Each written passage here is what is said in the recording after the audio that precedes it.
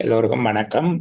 முகாமைத்துவ சேவை உத்தியோகத்தர்கள் சேவையில் உள்ள அதிசிறப்பு தரத்துக்கு ஆட்சேர்ப்பு செய்வதற்கான வரையறுக்கப்பட்ட போட்டி பரீட்சையின் 2025 செப்டம்பர் மாத சேலமர்வு தொடரில் இன்றைக்கு அலுவலக முறைமை மற்றும் அலுவலக முகாமை என்பவற்றை உள்ளடக்கியதாக நாங்கள் பேசக்கூடிய விடயப்பரப்பில் ஏற்கனவே கலந்துரையாடி நிலுவையாக இருக்கக்கூடிய விடயத்தினுடைய தொடர்ச்சியை நாங்கள் இன்றைக்கு பேச இருக்கிறோம். அலுவலக கடிதங்கள் என்பது தொடர்பாக அதனை ஒரு தொடர்பாடல் முறைமையாகவும் அலுவலக முறைமையாகவும் எடுத்து வைத்துக்கொண்டு இந்த ரெண்டு விடயங்களை பற்றியும் நாங்கள் பார்த்திருந்தாங்கள். அலுவலக முறைமை என்பதற்குள்ள அலுவலக கடிதங்களை கையாளுகின்ற முறைமை, அதனுடைய பதிவுகள் என்பவை தொடர்பாகவும், தொடர்பாடல் முறைமை ஒன்றாக கடிதம் முக்கியத்துவம் பெறுகின்ற இயல்புகள் தொடர்பிலேயே நாங்கள் பார்த்திருக்கிறோம். இதுல ஏற்கனவே சில தலைப்புகள் கலந்துரையாடி நிலுவையாக இருப்பவற்றை நான் இன்றைய செயலமர்வை பயன்படுத்தி நிறைவு செய்வதற்கு விரும்புகிறேன். இதன் மூலமாக நாங்கள் அடுத்த செயலமர்வில் ஒரு புதிய பிரதான தலைப்பு ஒன்றுக்குள்ள நுழைவதற்கு எதிர்பார்க்கப்படுகிறது. என்னுடைய ஞாபகம் சரியாக இருந்தால் 8 தலைப்புகள் தபார்ப்பை என்பது வரையிலான விடயங்களை பார்த்து நிறைவு செய்திருந்தார்கள். 9வது தலைப்பு நான் பேசி நேரத்தை விரயம் செய்யல. தாபன விதிக்கோவையினுடைய 28வது அத்தியாயத்தின் 3வது பிரிவு ஏற்கனவே நாங்கள் பேசி இருக்கக்கூடிய ஒரு விடயம் கடமை ரீதியான கடித தொடர்புகள் என்பதாக. அனைத்து கடமை ரீதியான கடிதங்கள் தொடர்பாகவும் கீழ்வரும் விதிகள் பின்பற்றப்பட வேண்டும் என 12 விதிகள் அங்கே சொல்லப்பட்டிருக்கு. அது தொடர்பாக நாங்கள் ஏற்கனவே கலந்து பேசி இருக்கிறோம் என்பதனால அந்த விடயத்தை நான் நிறுத்தி வைத்துக் கொள்கிறேன். புதிதாக அந்த பகுதியை பேச இல்லை. சரிதானே? அடுத்தது அலுவலக கடிதம் ஒன்றில் காணப்பட வேண்டிய அம்சங்கள், அதனுடைய இயல்புகள். அலுவலக கடிதம் ஒன்றில் காணப்படக்கூடிய அல்லது காணப்பட வேண்டிய அதனுடைய அம்சங்கள் எவையாக இருக்கும், அதனுடைய கூறுகள் எவை, அவற்றினுடைய இயல்புகள் எவை என்பது தொடர்பாக நாங்கள் உள்ளடக்கியதாக பார்க்க வேண்டும். ஒரு அலுவலக கடிதம் எவ்வாறான பண்புகளை கொண்டிருக்க வேண்டும், அதனுடைய உறுப்புகளாக இவை அமைந்திருக்க வேண்டும் என்பது தொடர்பில் நாங்கள் பார்ப்போம். இதையே சில நேரங்களில் அலுவலக கடிதம் ஒன்றின் சிறந்த பண்புகள் என்று கேட்பதற்கு பதிலாக சிறந்த அலுவலக கடிதம் ஒன்றில் நீங்கள் அவதானிக்கக்கூடிய இயல்புகள் எவை என்று கேட்கலாம். சிறந்த அலுவலக கடிதம் ஒன்றை வரைவதற்கு பின்பற்ற வேண்டிய வழிமுறைகள் எவை என்று கேட்கலாம். சிறந்த அலுவலக கடிதம் ஒன்றில் இருக்க வேண்டிய அம்சங்கள் அல்லது சிறந்த அலுவலக கடிதம் ஒன்றினுடைய இயல்புகள் அல்லது சிறந்த அலுவலக கடிதம் ஒன்றை வரைவதற்கு கையாள வேண்டிய நுட்பங்கள் என்பது போல கேட்கப்படுமாக இருந்தால் நாங்கள் முதலாவது அலுவலக கடிதத்தினுடைய இயல்புகளை பற்றி கொஞ்சம் சொல்ல வேண்டும். 2வது அதனுடைய கூறுகள் அல்லது அமைப்புகள் என்பதை பற்றி பார்க்க வேண்டும். அப்போ ஒரு அலுவலக கடிதத்தில் காணப்பட வேண்டிய இயல்புகளவை, கூறுகள் அல்ல நான் சொல்லுகிறேன், அது இந்த பாட்டு அல்ல, அது போர்ஷன் இல்லை. சரிதானே? அது இந்த கட்டமைப்பு ரீதியான ஸ்ட்ரக்சரை பற்றி கதைக்க இல்லை. அதில் என்னென்ன விதமான கேரக்டர்ஸ் இருக்க வேணும் என்று சொல்லுகிறோம். ஒரு அலுவலக கடிதம் கொண்டிருக்க வேண்டிய சிறப்பு இயல்புகள் எவை, அல்லது சிறந்த அலுவலக கடிதம் ஒன்றில் காணப்பட வேண்டிய பண்புகள் எவை, சிறந்த அலுவலக கடிதம் ஒன்றை வரைவதற்காக பின்பற்றப்படக்கூடிய உத்திகள் எவை என்கிற வடிவத்தில் கேட்கப்படுது. அப்படி கேட்கப்பட்டால் நாங்கள் சொல்ல வேணும், ஒரு அலுவலக கடிதம் எப்போதும் தெளிவானதாக இருக்க வேண்டும். அலுவலக கடிதம் ஒன்று எப்பொழுதும் தெளிவானதாக இருக்க வேண்டும். தெளிவான மொழிநடையில் கடிதத்தை வரைவதனுடைய எண்ணத்தினை அல்லது கருத்துக்களினை பெறுபவர் அவ்வாறே புரிந்து கொள்ளத்தக்க வகையில் கருத்து திரிவினை ஏற்படுத்தாத தெளிவான மொழிநடையினை கொண்டிருக்க வேண்டும். 2வது சுருக்கமானதாக இருக்க வேண்டும். கூற வேண்டிய விடயங்கள் சுருக்கமானதாக இருக்க வேண்டும். அதேவேளை கவர்ச்சியானதாக இருக்கும். சுருக்கமாகவும் வாசிக்க தூண்டுகின்ற வகையிலேயும் அது இருக்க வேண்டும். சரியான தகவல்களையும் முழுமையான தகவல்களையும் கொண்டிருக்க வேண்டும். சரியானதாகவும் முழுமையானதாகவும் கொண்டிருக்க வேண்டும். அதாவது வேண்டிய தகவல்களை, சரியான தகவல், முழுமையான தகவல்களை கொண்டிருக்க வேண்டும். பொருத்தமற்ற தகவல்களை கொண்டிருத்தல் ஆகாது. இலகுவான மொழிநடையில் பயன்படுத்த வேண்டும். அதிகமான இலக்கண பிரயோகங்கள் கொண்ட பொருள் அறிவதற்கு கடினமான கையாடல், மொழி கையாடல் இருக்கக்கூடாது. இலகுவான, எளிதில் பொருள் புரிந்து கொள்ளக்கூடிய மொழிநடையை பயன்படுத்தியதாக இருக்கும். ஒவ்வொரு விடயத்துக்கும் ஒவ்வொரு பந்திகள் அமைக்கப்படுவதோடு கருத்து தொடர்ச்சி அமையும் வகையில் அல்லது ஒரு தர்க்க ரீதியான ஒழுங்கு அமையும் வகையில் பந்திகள் அமைக்கப்படுதல் வேண்டும். தர்க்க ரீதியான தொடர்பு, தர்க்க ரீதியான ஒழுங்குமுறையில அமையும் வகையில பந்திகள் அமைக்கப்பட வேண்டும். ஒவ்வொரு கருத்தை கூறுவதற்கும் ஒவ்வொரு பந்தி இருப்பது சிறந்தது. உரிய நேரத்தில் கடிதம் வரையப்பட்டு அனுப்பப்படுவதாகவும் இருக்க வேண்டும். காலந்தவறாமை என்பது ஒரு சிறந்த கடிதத்தினுடைய பண்பாக இருக்கும்.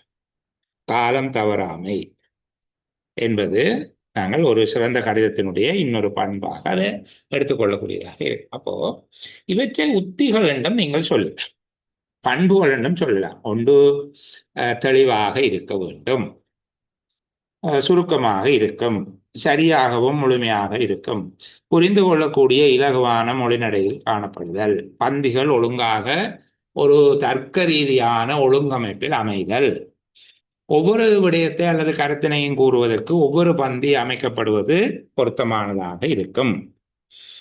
உரிய நேரத்தில் கடிதம் வரையப்பட்டு அனுப்பப்படுதல் வேண்டும். காலந்தவறாமை பின்பற்றப்படுதல் வேண்டும்.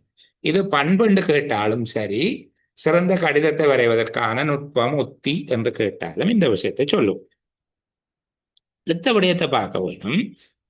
கடிதம் ஒன்றில் அமைந்திருக்கக்கூடிய அம்சங்கள் எவை, அதனுடைய கூறுகள், எலிமெண்ட் என்ன என்று சொல்லி கேட்பார். சரிதானே? ஒரு கடிதத்துல இருக்கக்கூடிய விடயங்கள் என்ன, ஒரு கடிதத்தினுடைய உள்ளீடாக அமையக்கூடியவை என்பதாக நாங்கள் புரிந்து கொண்டால், அப்ப முதலாவது அலுவலகம் பற்றிய விவரம், கடிதத்தை வரையும் அலுவலகம் பற்றிய விவரம். அதாவது கடிதத்தை வரையும் அலுவலகத்தினுடைய முகவரி, தொடர்பு இலக்கம். தொடர்பு இலக்கம் என்பது நான் தொலைபேசி இலக்கத்தை சொல்றேன், கடித இலக்கத்தை சொல்ல இல்லை. அப்ப அலுவலகம் பற்றிய விவரம், கடிதத்தை வரையும் அலுவலகம் பற்றிய விவரம், கடிதத்தை வரையும் அலுவலகத்தின் திணைக்களத்தின் பெயர், முகவரி, தொடர்பு இலக்கம் ஆகியவற்றை உள்ளடக்கியதாக இருக்கும். இரண்டாவது, கடிதம் வரையப்படுகின்ற திகதி இருக்கும். கடிதம் வரையப்படுகின்ற திகதி.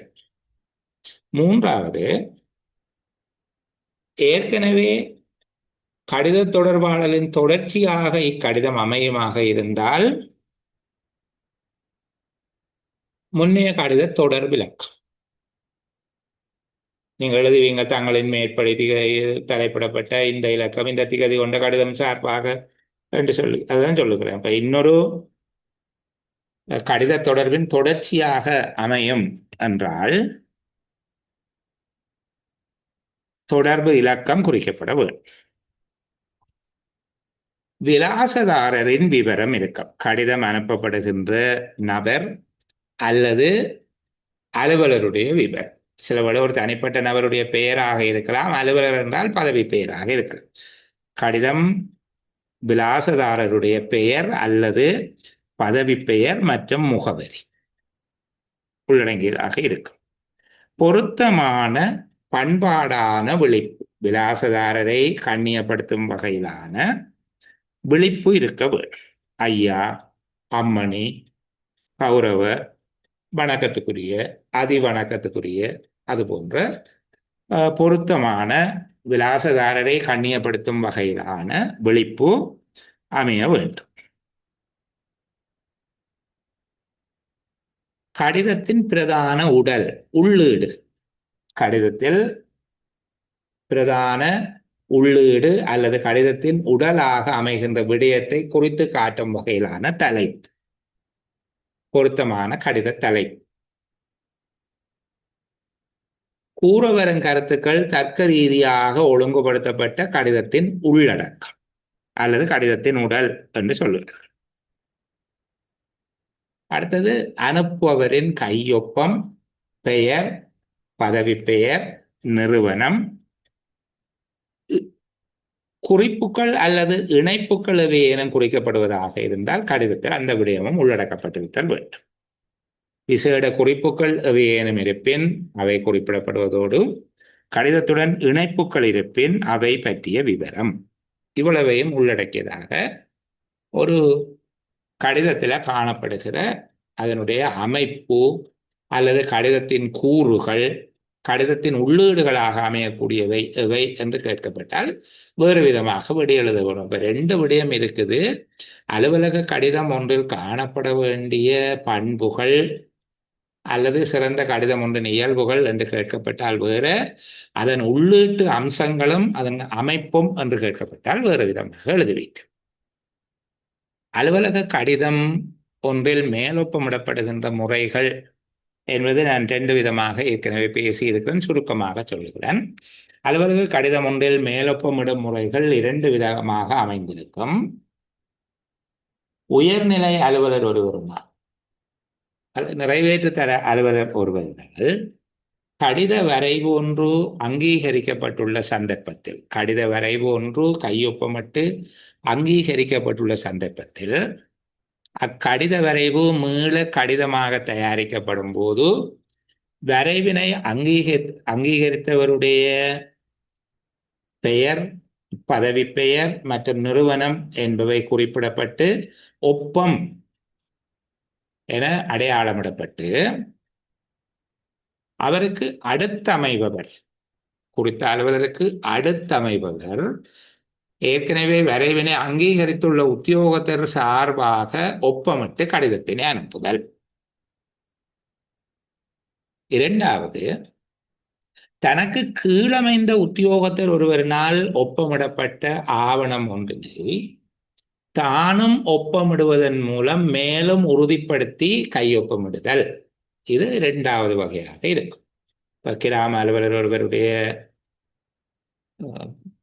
ஒருவர்னால வழங்கப்படுகிற கடிதத்துக்கு பிரதேச செயலர் ஒப்பமிடுதல், மேலொப்பமிடுதல் என்கிற வகைக்குள்ள வரும். முதலாவது நான் சொன்னது, ஒரு வரைவினை பிரதேச செயலர் வரைவு டிராஃப்டுக்கு சைன் பண்ணிட்டாருன்னா அந்த கடிதத்தை மீள தயாரித்து கையொப்பமிடும் பகுதியில் கீழ்ப்பகுதியில் அதனுடைய வலதுபுறமாக ஒப்பம், அவருடைய பெயர், பிரதேச செயலர், பிரதேச செயலகம் அந்த இடத்தை போட்டு இடதுபுறமாக உதவி பிரதேச செயலர் ஒப்பமிட்டு அனுப்புவது. வலதுபுறத்தில் ஏற்கனவே கடித தலைப்பில் ஒப்பமிடப்பட்டவருடைய ஒப்பத்துக்கு பதிலாக, கையொப்பத்திற்கு பதிலாக ஒப்பம் என குறிக்கப்படுதல் போதுமானது. அப்ப 2 மேல் ஒப்பமிடுகிற முறைகள் தொடர்பாகவும் பார்த்திருக்கிறோம். அடுத்தது, இந்த கடிதத்தோடு வருகிற போது அலுவலக முறைமைக்குள்ளேயே இந்த பகுதியை பேசலாம். அலுவலக முகாமைத்துவம் என்பதை தாண்டி உண்மையிலே அலுவலக முகாமை தாண்டி முறைமைக்குள்ளதான் வரும். ஒரு கோவை குறிப்பு எழுதுதல். ஒரு கடிதம் வந்த உடனே நான் ஏற்கனவே உங்களோட பேசியிருக்கிறேன், அந்த கடிதம் 3 நாட்களுக்கு மேல் நடவடிக்கைக்காக எனும் கோவையில் வைக்கப்படுதல் ஆகவே அதனை நடவடிக்கை எடுக்கும் பொருட்டு உரிய கோவையில் கோவையிட்டு பக்க இலக்கமிட்டு அந்த கடிதம் தொடர்பாக தீர்மானம் எடுப்பதற்காக பதவி நிலை அலுவலருக்கு கடித குறிப்பு ஒன்றினை வரைந்து சமர்ப்பிக்க வேண்டும். அப்போது கடிதம் கோவையிடப்பட்டிருக்க வேண்டும். கடிதத்தை கோவையிட்டு அந்த பக்க இலக்கம் தொடர்பாக குறிப்பிட்டு பதவி நிலை அலுவலர் தீர்மானம் எடுப்பதற்கான உங்களுடைய கோவை குறிப்பு ஒன்றினை அந்த மினிட் ஷீட்டில் எழுதி சமர்ப்பிக்க வேண்டும். அப்படி சமர்ப்பிக்கிற போது அவர் உங்களுடைய குறிப்பினை வாசித்து பொருத்தமான தீர்மானம் ஒன்றினை வழங்குவதற்கு அது வழிகாட்டுவதாக இருக்கும். இப்போ கடிதம் ஒன்று கோவையிடப்படுகின்ற போது உள்வரும் கடித பதிவேட்டில் அது பதியப்பட வேண்டும். எந்த கோப்பில் இடப்பட்டதோ அந்த கோப்பினுடைய விவரம் அங்கு குறிக்கப்பட்டிருக்க வேண்டும். இப்போ இதனால கடிதம் ஒன்று பதிலளிக்காமல் தவற விடப்படுவது தவிர்க்கப்படுவதாக இருக்கும். நாங்கள் இதை பற்றி முதலும் பேசி இருக்கிறோம். சரி, அப்போ இந்த குறிப்பு எழுதுதல் என்பது எவ்வாறு அமைய வேண்டும்? விடய பொறுப்பு அலுவலர் ஒருவருக்கு அவருடைய கடமை பட்டியலுக்கு உட்பட்ட விடயம் தொடர்பான கடிதம் ஒன்று கிடைக்கப்பெறுகின்ற போது அக்கடிதம் தீர்மானம் எடுக்க வேண்டிய ஒன்றாக அமைந்தால், அக்கடிதம் தொடர்பில் தீர்மானம் ஒன்று எடுக்கப்பட வேண்டியதாக இருந்தால், பொருத்தமான தீர்மானம் ஒன்றினை அங்கீகரிப்பதற்கு அல்லது பொருத்தமான தீர்மானம் ஒன்றினை வழங்குவதற்காக விடய கோவையின் ஊடாக பதவி நிலை அலுவலருக்கு சமர்ப்பிக்கப்பட வேண்டும். குறித்த கடிதத்தை முழுமையாக பதவி நிலை அலுவலர் வாசித்து நேர விரயம் செய்யாத வகையிலும், அவர் இலகுவாக புரிந்து கொண்டு அதனுடைய வரலாறு தொடர்ச்சித்தன்மையை உள்வாங்கும் வகையிலும் கோவை குறிப்பு ஒன்றினை எழுதுதல் அவசியமானது. குறிப்பு ஒன்று 4 பிரதான விடயங்களை உள்ளடக்கியதாக இருக்கும். ஒன்று கவன ஈர்ப்பு அல்லது கவனத்தை கோருதல். கவனத்தை கோருதல் என்பது குறித்த கடிதம் தொடர்பாக கடிதத்தை அனுப்பியவர், கடிதத்தின் விடயம், கடிதத்தின் பக்க இலக்கம், அந்த கடிதத்தோடு தொடர்புடைய முன்னைய கடிதங்கள் பற்றிய விவரங்கள் என்பவற்றை உள்ளடக்கியதாக இருக்கும். அதாவது இந்த கடிதத்தை நீங்கள் ஃபைலில் கட்டி போட்டீங்க என்றால், கௌரவ வடக்கு மாகாண ஆளுநரின் செயலாளர் அவர்களினால் அனுப்பி வைக்கப்பட்ட இந்த விடயம் தொடர்பான ஒரு தலைப்பு போடுவீங்க, தொடர்பான இந்த திகதி இந்த இலக்கமிடப்பட்ட கடிதத்தின் பால் தங்கள் கவனத்தை கோருதல் என்பதாக அது இருக்கும். சில வேளைகளில் அதனோடு தொடர்புடைய வேறு கடிதங்கள் ஏதேனும் முன்னைய கடிதங்கள் இருக்குமாக இருந்தால் அவற்றினுடைய விவரங்களையும் குறிக்க வேண்டும். ஆகவே பக்க இலக்கம் காட்டப்பட்டு சுட்டி காட்டப்பட்டு தொடர்புடைய கடிதம் அல்லது கடிதங்கள் தொடர்பான குறுக்கு தொடர்பும் குறிக்கப்பட்டு இந்த பக்க இலக்கங்கள் அவை அடையாளம் காணக்கூடியதாக அவற்றுக்கு கொடியிடப்படுதலும் வேண்டும். அந்த கடிதத்தின்பால் அவருடைய கவனத்தை கோருதல் அவசியமானால் மட்டுமே அவர் அந்த கடிதத்தை எடுத்து வாசிக்கக்கூடிய மாதிரியாக அடையாளப்படுத்தப்பட வேண்டும். அவர் அந்த கடிதத்தை எடுத்து வாசிக்கிறதுக்கு நீங்க சொல்றது இல்லை, இந்த கடிதத்தை எடுத்து வாசிங்கோ என்று சொல்றதுக்கு நீங்கள் தேவையில்லை, நீங்கள் அதெல்லாம் வாசிச்சுட்டீங்கள். ஆனால் இந்த கடிதம் தொடர்பாகத்தான் நாங்கள் விடயத்தை முன்வைக்க போகிறோம் என்கிற அடிப்படையில் அவருடைய கவனத்தை கோருவது முதலாவது விடயமாக இருக்கு. 2வது விடயத்தின் சாராம்சத்தினை எழுதுக. விடயத்தின் சாராம்சம் அல்லது குறித்த கடிதத்தின் சாராம்சம் என்று வச்சுக்கோம். கடிதத்தின் பொழிப்பினை எழுதல். கடிதத்தில் இருப்பதை அப்படியே திருப்பி எழுதக்கூடாது. கடிதத்தில் இருக்கிறதை அப்படியே திருப்பி எழுதக்கூடாது. கடிதத்தில் அவர்களால் வினவப்பட்ட அல்லது எங்களால் வழங்கப்பட வேண்டிய விடயங்களவை என்பதை அடையாளப்படுத்தி எளிமையான மொழி நடையில் முழுமையாகவும் எழுத வேண்டும். சுருக்கமாக, தெளிவாக, அதேவேளை முழுமையானதாக அதை எழுத வேணும். இப்ப 2வது கடிதத்தின் சாராம்சத்தினை அல்லது கடிதத்தின் விடைய உள்ளடக்கத்தினை சுருக்கமாக எழுத வேண்டும். இது 2வது. முதலாவது கவனத்தை கோருதல், 2வது கடிதத்தின் விடைய உள்ளடக்கத்தை சுருக்கமாக முன்வைத்தல், 3வது விடைய ஆய்வினை சமர்ப்பித்தல். விடய ஆய்வினை சமர்ப்பித்தல் என்றால் இந்த விடயம் தொடர்பாக ஏற்கனவே மேற்கொள்ளப்பட்ட நடவடிக்கைகள் தொடர்பாகவும் அதனோடு தொடர்புடைய சுற்றறிக்கை ஏற்பாடுகள் அல்லது விதிகள் பிரமாணங்களினுடைய ஏற்பாடுகள், ஏதேனும் சட்டம் தொடர்பான விடயங்கள் இருக்குமாக இருந்தால் அவற்றையும் உள்ளடக்கியதாக அந்த விடயங்களை குறித்து காட்ட வேண்டும். இந்த ஏற்பாடுகளுக்கு அமைவாக இந்த கடிதங்களில் சொல்லப்படக்கூடிய இந்த விடயங்கள் தொடர்பாக நாங்கள் இவ்வாறு இதுவரையில செயலாற்றப்பட்டிருக்கிறோம். இப்ப இந்த கட்டத்தில் வந்து நிற்கிறோம். அவர்கள் இதைத்தான் எங்கள்கிட்ட கேட்டிருக்கிறார்கள் என்பதாக சொல்ல வேண்டும். இப்ப சுருக்கம் 3வது விடயம் தொடர்பான ஆய்வினை முன்வைத்தல் அல்லது விடயம் தொடர்பான ஆய்வினை சமர்ப்பித்தல். இது குறித்த விடயத்தின் தொடர்ச்சி தன்மை, அதில் ஏற்கனவே மேற்கொள்ளப்பட்ட நடவடிக்கைகள், தற்போதுள்ள நிலை அதனோடு தொடர்புடைய ஏற்பாடுகள், சட்டங்கள், பிரமாணங்கள் போன்ற விடயங்களை குறித்து காட்டுவதாக இருக்கு. நான்காவது, உங்களுடைய பரிந்துரைகள் அல்லது சிபாரிசுகள். பரிந்துரைகள் அல்லது சிபாரிசுகள் என்று சொல்லுகிறது இந்த விடயங்கள் தொடர்பாக இந்த பகுப்பாய்வின் அடிப்படையில் எங்களால் வழங்கப்படக்கூடிய பதில் அல்லது நாங்கள் மேற்கொள்ளக்கூடிய தீர்மானங்கள், ஒன்றுக்கும் மேற்பட்டவை அங்கு இருக்கலாம், ஒன்றுக்கும் மேற்பட்ட பதில்கள் அல்லது ஒன்றுக்கும் மேற்பட்ட தீர்மானங்கள் இருக்கலாம். அவற்றை முன்மொழிந்து அவற்றில் மிக பொருத்தமானது அல்லது பொருத்தமானது எது என்பது தொடர்பாகவும் நீங்கள் கோடு காட்டி இந்த சுருக்கமான முறையில் எழுதப்பட்ட கோவை குறிப்பினை சமர்ப்பிக்க வேண்டும்.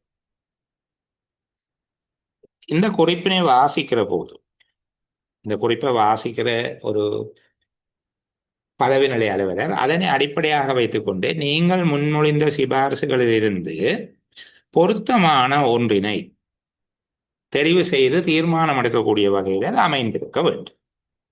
இப்போ கோவையில் குறிப்பு எழுதும் போது உள்ளடக்கப்பட வேண்டிய விடயங்கள் எவை என்று கேட்கப்பட்டால், கோவையில் குறிப்பு எழுதுவது என்பதில் 2-3 விடயங்கள் நாங்கள் சொல்ல போகிறோம். முதலாவது, உள்ளடக்கப்பட வேண்டிய விடயங்கள் அல்லது கோவை குறிப்பு ஒன்றின் கூறுகள் எவை, கோவை குறிப்பு ஒன்றின் அம்சங்கள் எவை என்று கேட்கப்பட்டால், முதலாவது கவனத்தை கோருதல். அது என்ன விளக்கம் சொல்லிட்டேன், இப்போ நான் நேரத்தை விரியம் செய்யல. 2வது, கடிதத்தின் சாராம்சத்தினை உள்ளடக்க சுருக்கத்தினை சமர்ப்பித்தல். 3வது, விடயம் தொடர்பான பகுப்பாய்வினை முன்வைத்தல். 4வது, விதந்துரை அல்லது சிபார்சினை முன்வைத்தல் என்கிற 4 படிமுறைகள் அதை உள்ளடக்கியதாக இருக்கும். கடந்த காலத்தில் கேட்கப்பட்ட இன்னொரு கேள்வி இருக்கு. இந்த கடிதங்களுக்கான குறிப்பு எழுதுவது என்பது தொடர்பாக கேட்கப்படுகிற போது, கடிதங்களில் குறிப்பு எழுதும் போது கவனம் செலுத்த வேண்டிய விடயங்கள் எவை அல்லது கோவை குறிப்பு ஒன்றில் காணப்பட வேண்டிய இயல்புகள் எவை? கோவைக்கான ஒரு கடித குறிப்பு ஒன்றினை வரையும் போது பின்பற்றப்பட வேண்டிய அல்லது கவனம் செலுத்தப்பட வேண்டிய விடயங்கள் எவை என்பதாக கேட்கப்படலாம். இப்போ அதுக்கு ஏற்ற மாதிரியாக நாங்கள் இந்த கேள்வியை புரிந்து கொண்டோம் என்றால், ஓரளவுக்கு கேள்வியை கேட்க எங்களுக்கு தெரியும் கோவை குறிப்பில் என்ன உள்ளடங்க வேணும் என்று கேட்குறாங்க, அல்லது ஒரு கோவை குறிப்பு எப்படி இருக்க வேணும் என்று சொல்லி கேட்குறாங்க. சரிதானே? அப்போ முதலாவது, ஒரு கோவை குறிப்பு எப்போதும் நேர்த்தியானதாக இருக்க வேண்டும். பெர்ஃபெக்ட். ஒரு கோவை குறிப்பு எப்போதும் நேர்த்தியானதாக இருக்க வேண்டும். அது மிக துல்லியமானதாக, தெளிவானதாக, இலகுவில் புரிந்து கொள்ளக்கூடியதாக, சரியான வகையில முன்னைய தொடர்புகளை குறித்து காட்டுவதாக இருக்க வேண்டும். எப்போதுமே அது ஒரு பெர்ஃபெக்டா இருக்க வேண்டும் என்று சொல்லி சொல்லுவோம். 2வது, குறிப்பு தாள்கள் கட்டப்படுகிற இடத்துல அல்லது ஒட்டப்படுகிற இடத்துல, பெரும்பாலும் கட்டப்படுபவையாக இருக்கும், கட்டப்படும் பகுதியில அல்லது ஒட்டப்படுகின்ற பகுதிக்குள்ள உள்ளடங்கும் விதமாக குறிப்புகள் எழுதப்படக்கூடாது. இதற்கு மேல் இன்னொரு குறிப்பு தாளை இட்டு கட்டும் போது இந்த குறிப்புகள் மறைந்து போகிற அல்லது பார்ப்பதற்கு வெளித்தெரியாத வகையில் அமைகிற மாதிரியாக குறிப்புகள் எழுதக்கூடாது. கட்டப்படும் பகுதியில் அல்லது அவை ஒட்டப்படுகிற பகுதியில கோவை குறிப்புகளை எழுதக்கூடாது. ஒவ்வொரு விடயம் தொடர்பாக முன்வைக்கப்படுகின்ற ஒவ்வொரு விடயம் தொடர்பாக அவை தனித்தனி பந்தியாக எழுதப்பட வேண்டும். ஒவ்வொரு விடயம் தொடர்பாகவும் தனித்தனி பந்தியாக எழுதப்பட வேண்டும். ஒன்றுக்கும் மேற்பட்ட விடயங்கள் இருக்குமாக இருந்தால் குறிப்புகளினுடைய இலக்கம் சிவப்பு மையால எழுதப்படலாம் என்று சொல்லப்பட்டிருக்கு. குறிப்புகளினுடைய இலக்கம் அவற்றை புரிந்து கொள்வதற்காக அவை சிவப்பு மையினால எழுதப்படலாம். பந்தியினுடைய இலக்கங்களை நீல மையால எழுதலாம். கிட்டத்தட்ட ஒரு கடிதம் மாதிரியாக அதை எழுதலாம் என்று சொல்றாங்க. உத்தியோகத்தினால ஒப்பமிடப்படுதல் வேண்டும். குறிப்புகள் எழுதப்படுகிற போது அவை ஒப்பமிடப்படுதல் வேண்டும். யார் குறிப்புகள் எழுதினாரோ அந்த உத்தியோகத்தர் தன்னுடைய கையொப்பத்தை இட்டு அதை சமர்ப்பிக்க வேண்டும். சுருக்கமாக அல்லது குறுக்கமாக, சுருக்கமாக அல்ல குறுக்கமாக, அதாவது எழுத்துக்கள் மிகச் சிறிதாக, நெருக்கி அடைக்கப்பட்ட விதமாக, புரிந்து கொள்வதற்கு கடினமான வகையில குறிப்பு தாள்களில இருக்கின்ற இடவசதிக்கு ஏற்ற விதமாக அதனை நெருக்கி அடக்குதல் ஆகும். மேலதிகமான குறிப்பு தாள்கள் அவசியமானால் பொருத்தமான சந்தர்ப்பங்களில் குறிப்பு தாள்கள் இணைக்கப்பட்டு அவை தெளிவாக எழுதப்படுதல் வேண்டும். புத்தக கோவையில் குறிப்புகள் எழுதுவதாக இருந்தால் கிடைக்கின்ற கடிதத்தில் காணப்படுகின்ற இடத்தின் தொடர்ச்சியாகவும் அதன் பின்புறத்திலும் எழுதலாம். குறிப்பிட்ட கடிதத்தின் தொடர்ச்சியாகவும் அதன் பின்புறத்திலும் எழுதலாம். மேலதிகமாக குறிப்பு தாள்கள் அவசியமாக இருந்தால் வெள்ளைத்தாள்கள் இணைத்துக் கொள்ளலாம். வெறுமையான தாள்களை இணைத்து குறிப்புகளை தொடரலாம். பிளந்த கோவையில் குறிப்புகள் எழுதுவதாக இருந்தால் அவை கோவையின் இடதுபுறமாக இணைக்கப்பட்டு அவற்றுக்கு ரோமன் இலக்கத்தினால் பக்க இலக்கம் இடப்படுதல் வேண்டும். குறிப்பு தாள்களில் குறிப்பு எழுதிய பின்னர் காணப்படுகின்ற வெற்றிடம் குறைவானதாக காணப்பட்டால் மேலதிக தாள் ஒன்றை இணைத்த பின்னரே பதவிநிலை அலுவலருக்கு சமர்ப்பிக்க வேண்டும். ஏனென்றால் பதவிநிலை உத்தியோகத்தர் ஒரு குறிப்பு எழுத யோசிக்கிற போது அந்த தாள் போதாமல் இருக்கக்கூடாது. அதான் நோக்கம். விடய பொறுப்பு அலுவலர் குறிப்புகளை எழுதிய பின்னர் தாளில் காணப்படும் வெற்றிடம் சிறியதாக உணரப்பட்டால் பதவிநிலை அலுவலர் பொருத்தமான வழிகாட்டல் குறிப்புகளை எழுதும் பொருட்டு புதிய குறிப்பு தாள் ஒன்றை இணைத்த பின்னரே சமர்ப்பித்தல் வேண்டும். சரியா? அப்ப இந்த வகையில கடிதத்துல குறிப்புகள் எழுதுவது தொடர்பாக பின்பற்றப்பட வேண்டிய பண்புகளவை, சிறந்த கோவை குறிப்பு ஒன்றில் அவதானிக்கப்படக்கூடிய இயல்புகளவை என்பது தொடர்பாக கேட்கப்படுமாக இருந்தால் நீங்கள் இதுல இருக்கிற மாதிரியாக நான் ஏற்கனவே சொன்ன விடயங்களை ரிப்பீட் பண்ணையில நிச்சயமா வேறுபடும் வெவ்வேறு ஆவணங்களோடு வைத்து பயன்படுத்துவதன் காரணமாக அதை வைத்துக்கொண்டு நீங்கள் பதிலளிக்கலாம். அடுத்தது இந்த கோவையினை சமர்ப்பித்தல் தொடர்பாக ஒரு கோவையினை பதவிநிலை அலுவலர் ஒருவரிடம் சமர்ப்பிக்கின்ற போது, கடித கோவையினை சமர்ப்பிக்க போது அதனுடைய நடமாட்டத்தை பதிவு செய்வது தொடர்பாக சில வேளைகளில் எங்கள்கிட்ட கேட்பார்கள். ஒரு கோவை நடமாட்டம் ஒன்று எவ்வாறு பதிவு செய்யப்படும்?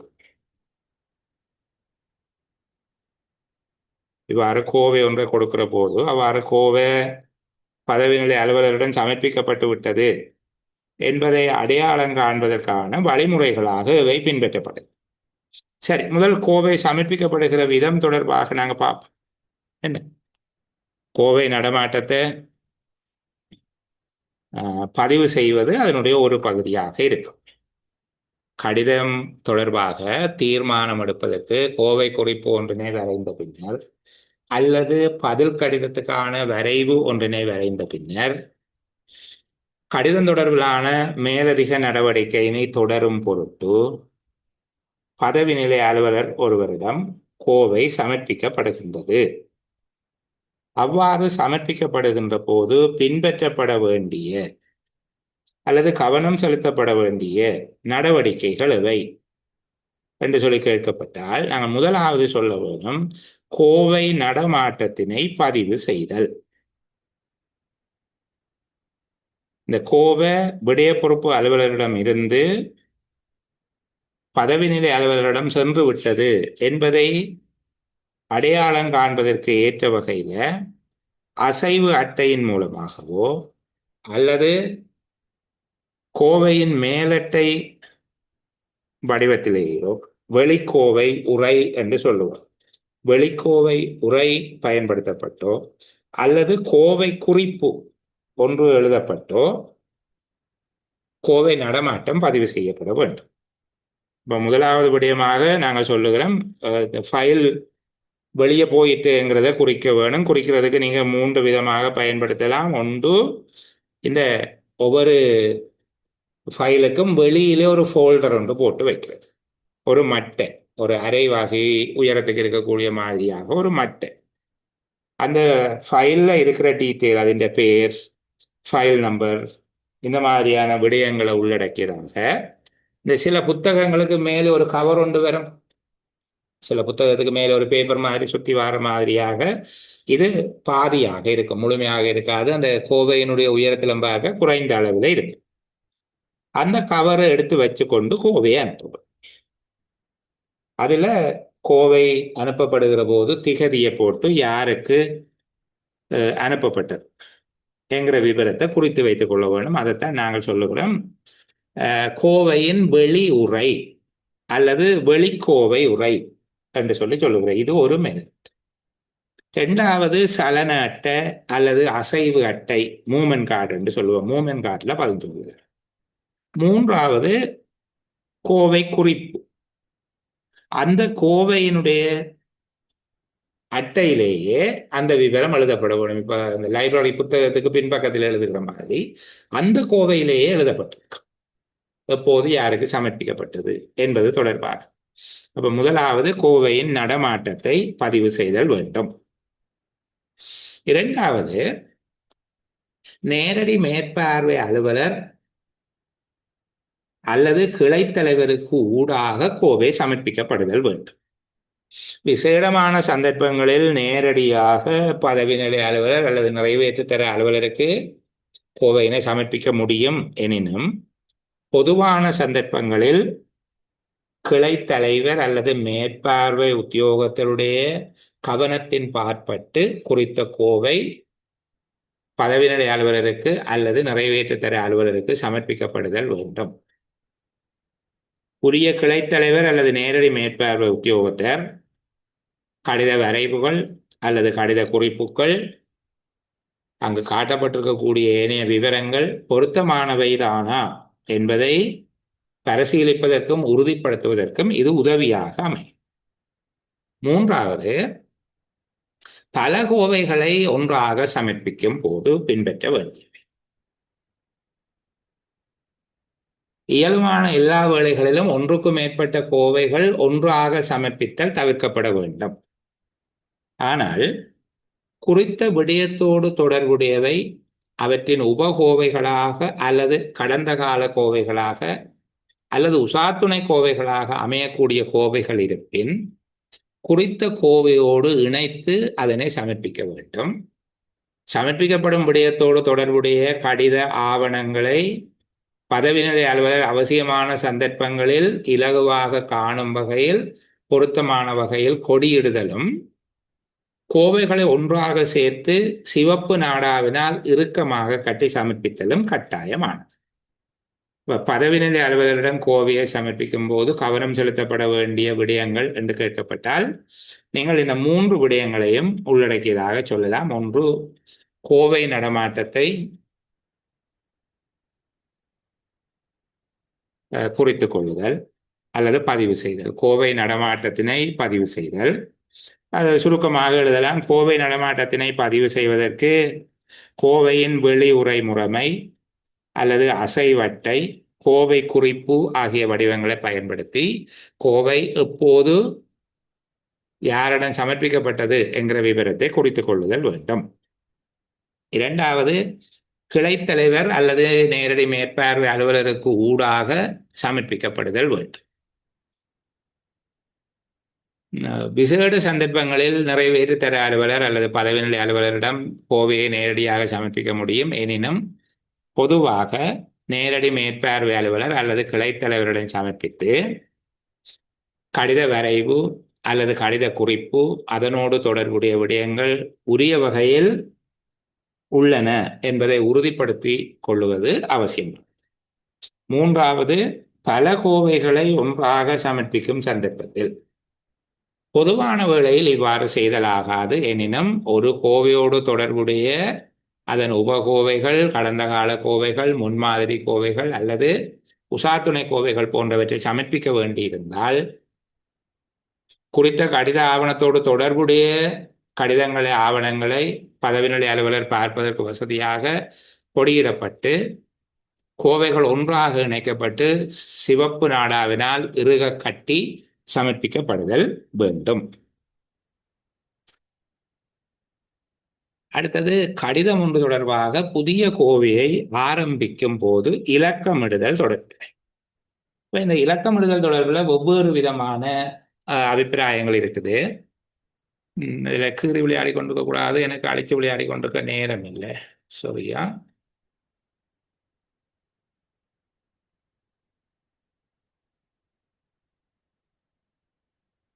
வெவ்வேறு வர்ணங்கள் எல்லாம் கீறி விளையாடி கொண்டிருக்கிறீங்க. சரி பார்ப்போம். சரி பார்ப்போம். அடுத்தது இந்த கடிதம் ஒன்று தொடர்பாக புதிய கோவையை ஆரம்பித்த என்று வருகிற போது விடய பொறுப்பு அலுவலர் ஒருவர் தனக்கு கிடைத்த கடிதம் தொடர்பாக ஏற்கனவே அவ்விடயத்துக்கான கோவை எதுவும் ஆரம்பிக்கப்பட்டிருக்கவில்லை என்பதை நிச்சயப்படுத்திக் கொள்ள வேண்டும். குறித்த விடயம் தொடர்பிலான குறித்த விடய தலைப்பினை உள்ளடக்கிய அல்லது குறித்த விடய உள்ளடக்கத்தை கொண்ட கோவை எதுவும் ஆரம்பிக்கப்பட்டிருக்கவில்லை என்பதனை நிச்சயப்படுத்திக் கொள்ள வேண்டும். அவ்வாறு நிச்சயப்படுத்துவதற்காக தன்னுடைய கோவை பதிவேட்டினை பயன்படுத்திக் கொள்ள முடியும்.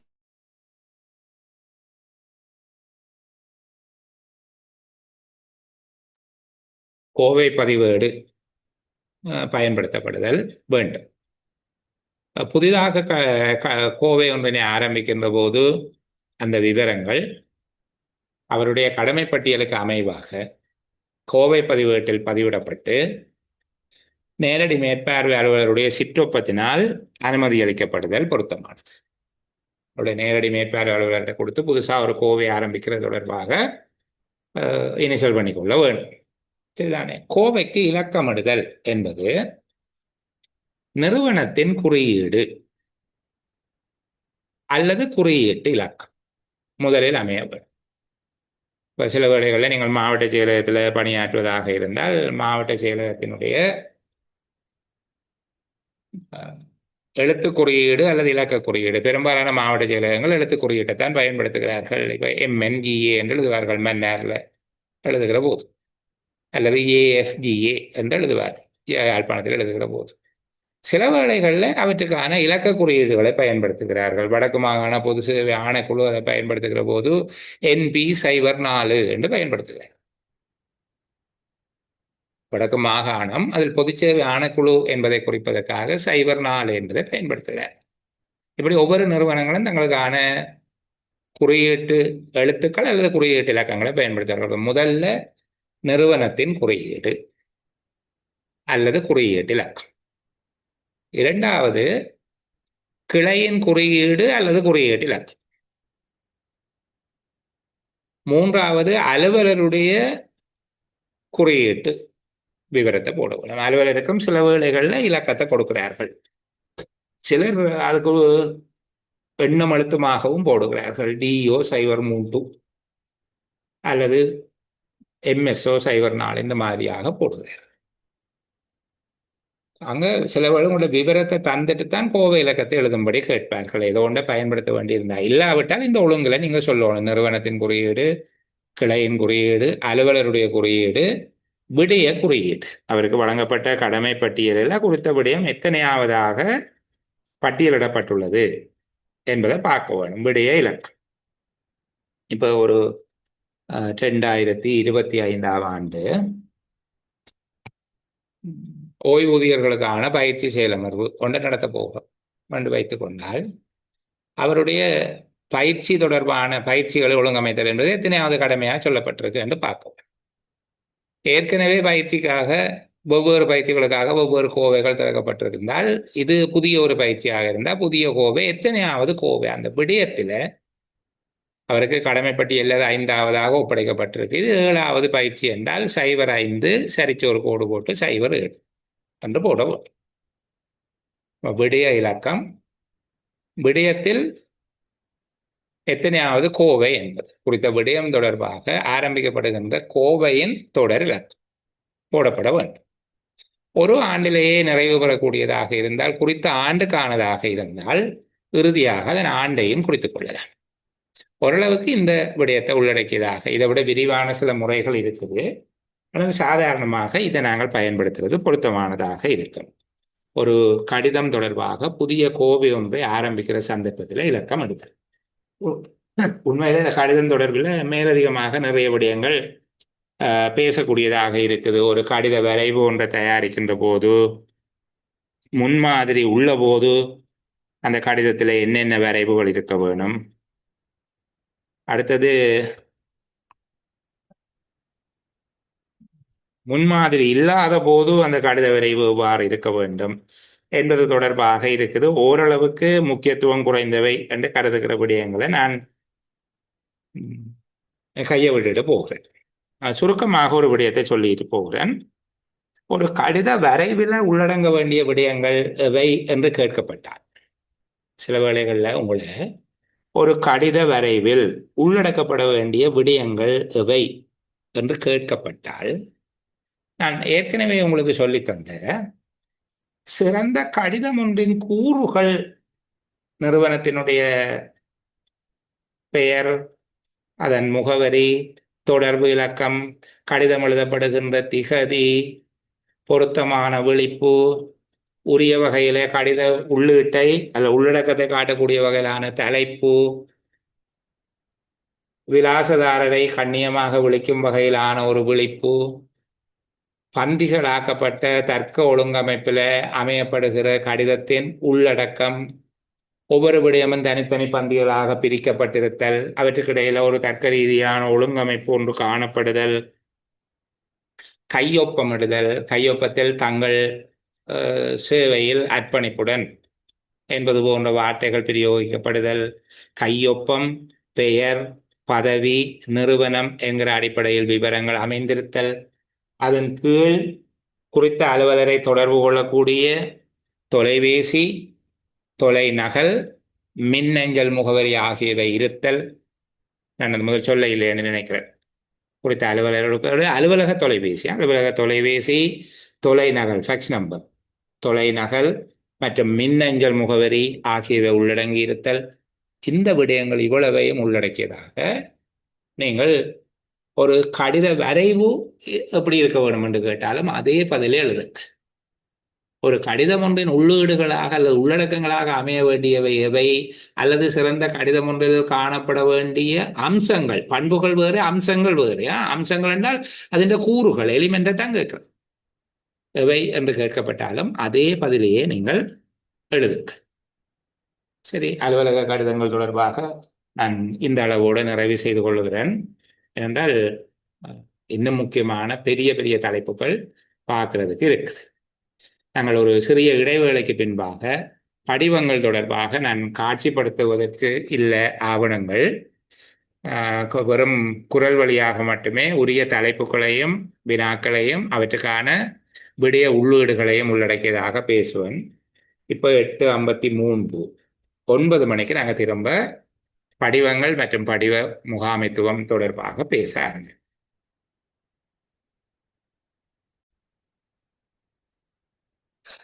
மீண்டும் வணக்கம். நாங்கள் ஏற்கனவே குறிப்பிட்டது போல படிவங்கள் மற்றும் படிவ முகாமைத்துவம், படிவ கட்டுப்பாடு, படிவ மேலாண்மை என்று வெவ்வேறு பெயர்களால் அழைக்கப்படுகிற விடயம் தொடர்பாக பார்ப்போம். இதில் சில ஆவணங்களை நான் உங்களுக்கு காட்சிப்படுத்துகிறேன். அந்த ஆவணங்கள் குழுவிலையும் பதிவிடப்படும்.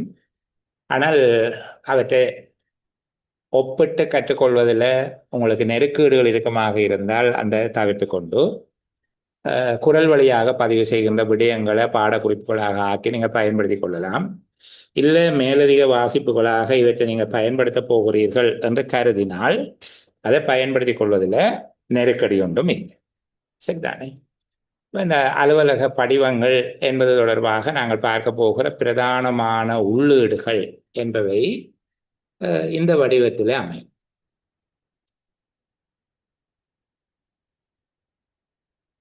பிரதானமாக அலுவலக படிவங்கள் என்பது இதற்குள்ளே இருக்கக்கூடிய பிரதானமான இந்த தலைப்புகளோடு அடங்குவதாக இருக்கும். இதில் இருக்கக்கூடியது அல்லது இதில் சொல்லப்படுகிற விளக்கங்களிலும் மேலதிகமான அல்லது தெளிவான சில புரிதல்கள் தொடர்பில் நாங்கள் கவனம் செலுத்த வேண்டியதாக இருக்கும். கடிதம் என்றால் என்ன, அலுவலகம் என்றால் என்ன என்கிற கேள்விகள் வருவது போல முகாமைத்துவத்தில் இருக்கக்கூடிய அச்சுறுத்தல் அறிஞர்களுடைய வரைவிலக்கணங்களை செவ்வாய் பார்ப்பதற்கான வாய்ப்புகள் இருக்கு. ஏனைய பிரதானமான விடயங்களின் மீது கவனம் செலுத்தி நீங்கள் கூடுதலாக படிச்சிட்டீங்க என்று சொல்லி கருதினால் இந்த விடயங்களை கற்றுக்கொள்வதில் கவனம் செலுத்துவது தவறல்ல. சரி தானே? அந்த விஷயத்துல நீங்கள் கொஞ்சம் கவனம் எடுக்கலாம்.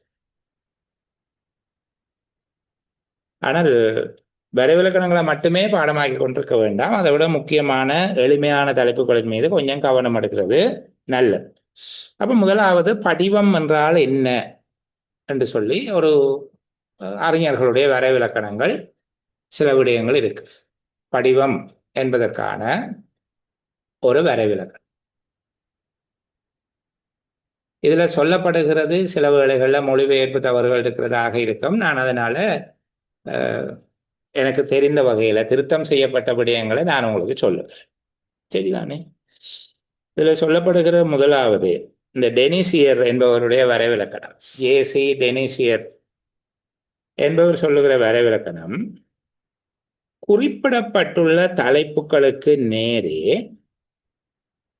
பதிவுகள் செய்யப்படுகின்ற குறிப்பிடப்பட்ட தலைப்புகளுக்கு நேரே பதிவுகள் செய்யப்படுகின்ற ஒரு அச்சிடப்பட்ட தாள் அல்லது அட்டை அலுவலக படிவம் என்று சொல்லுங்கள்.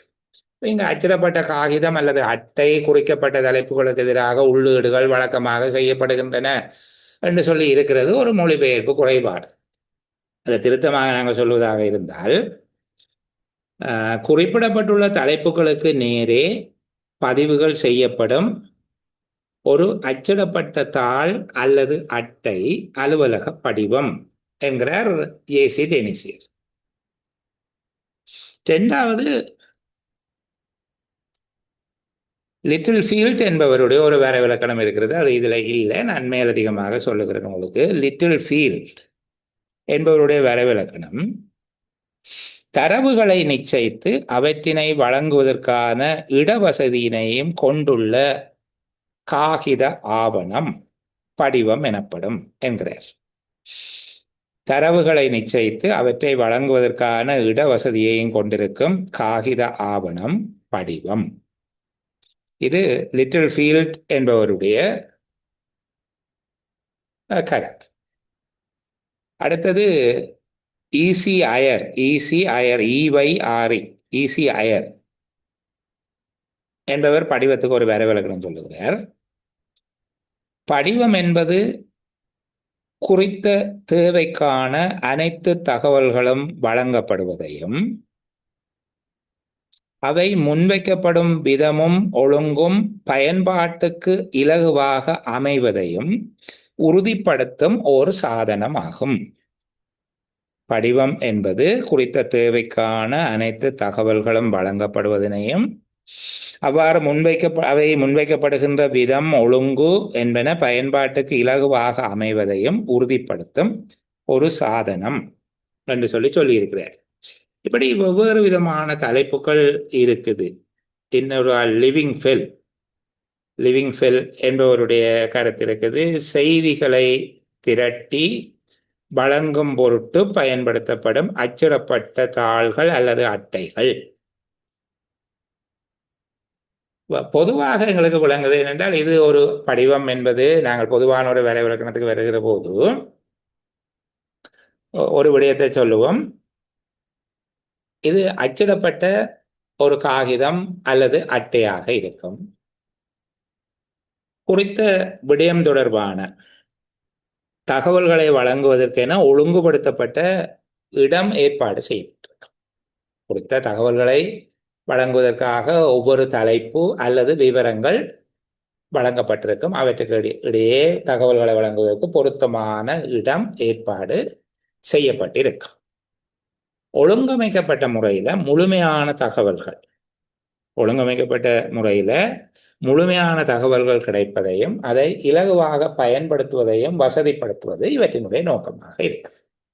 இப்போ படிவம் என்பதற்கான வரைவிலக்கணம் அந்த அறிஞர்களுடையது சிலது சொல்லி இருக்கிறேன். நீங்க சாதாரணமா ஞாபகம் வச்சுக்கொள்ளுங்க.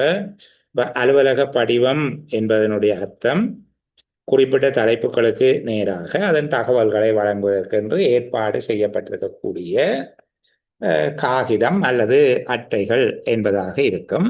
இங்கு தகவல்கள் வழங்கப்படுகின்ற தகவல்கள் முழுமையாக தேவையான அனைத்து தகவல்களும் வழங்கப்படுவது, அவை வழங்கப்படுகிற விதமும் ஒழுங்கும் பயன்பாட்டுக்கு இலகுவாக அமைவது என்பதை உறுதிப்படுத்தும் நோக்கில் படிவங்கள் பயன்படுத்தப்படுகிறது என்பது போல ஒரு வரைவிலக்கணத்தை நீங்கள் கொடுக்கக்கூடியதாக இருக்கு.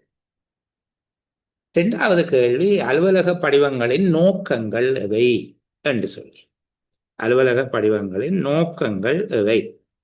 ஒன்று, தகவல்களுக்கான தெளிவான தேவை. தகவல்களுக்கான தெளிவான தேவை.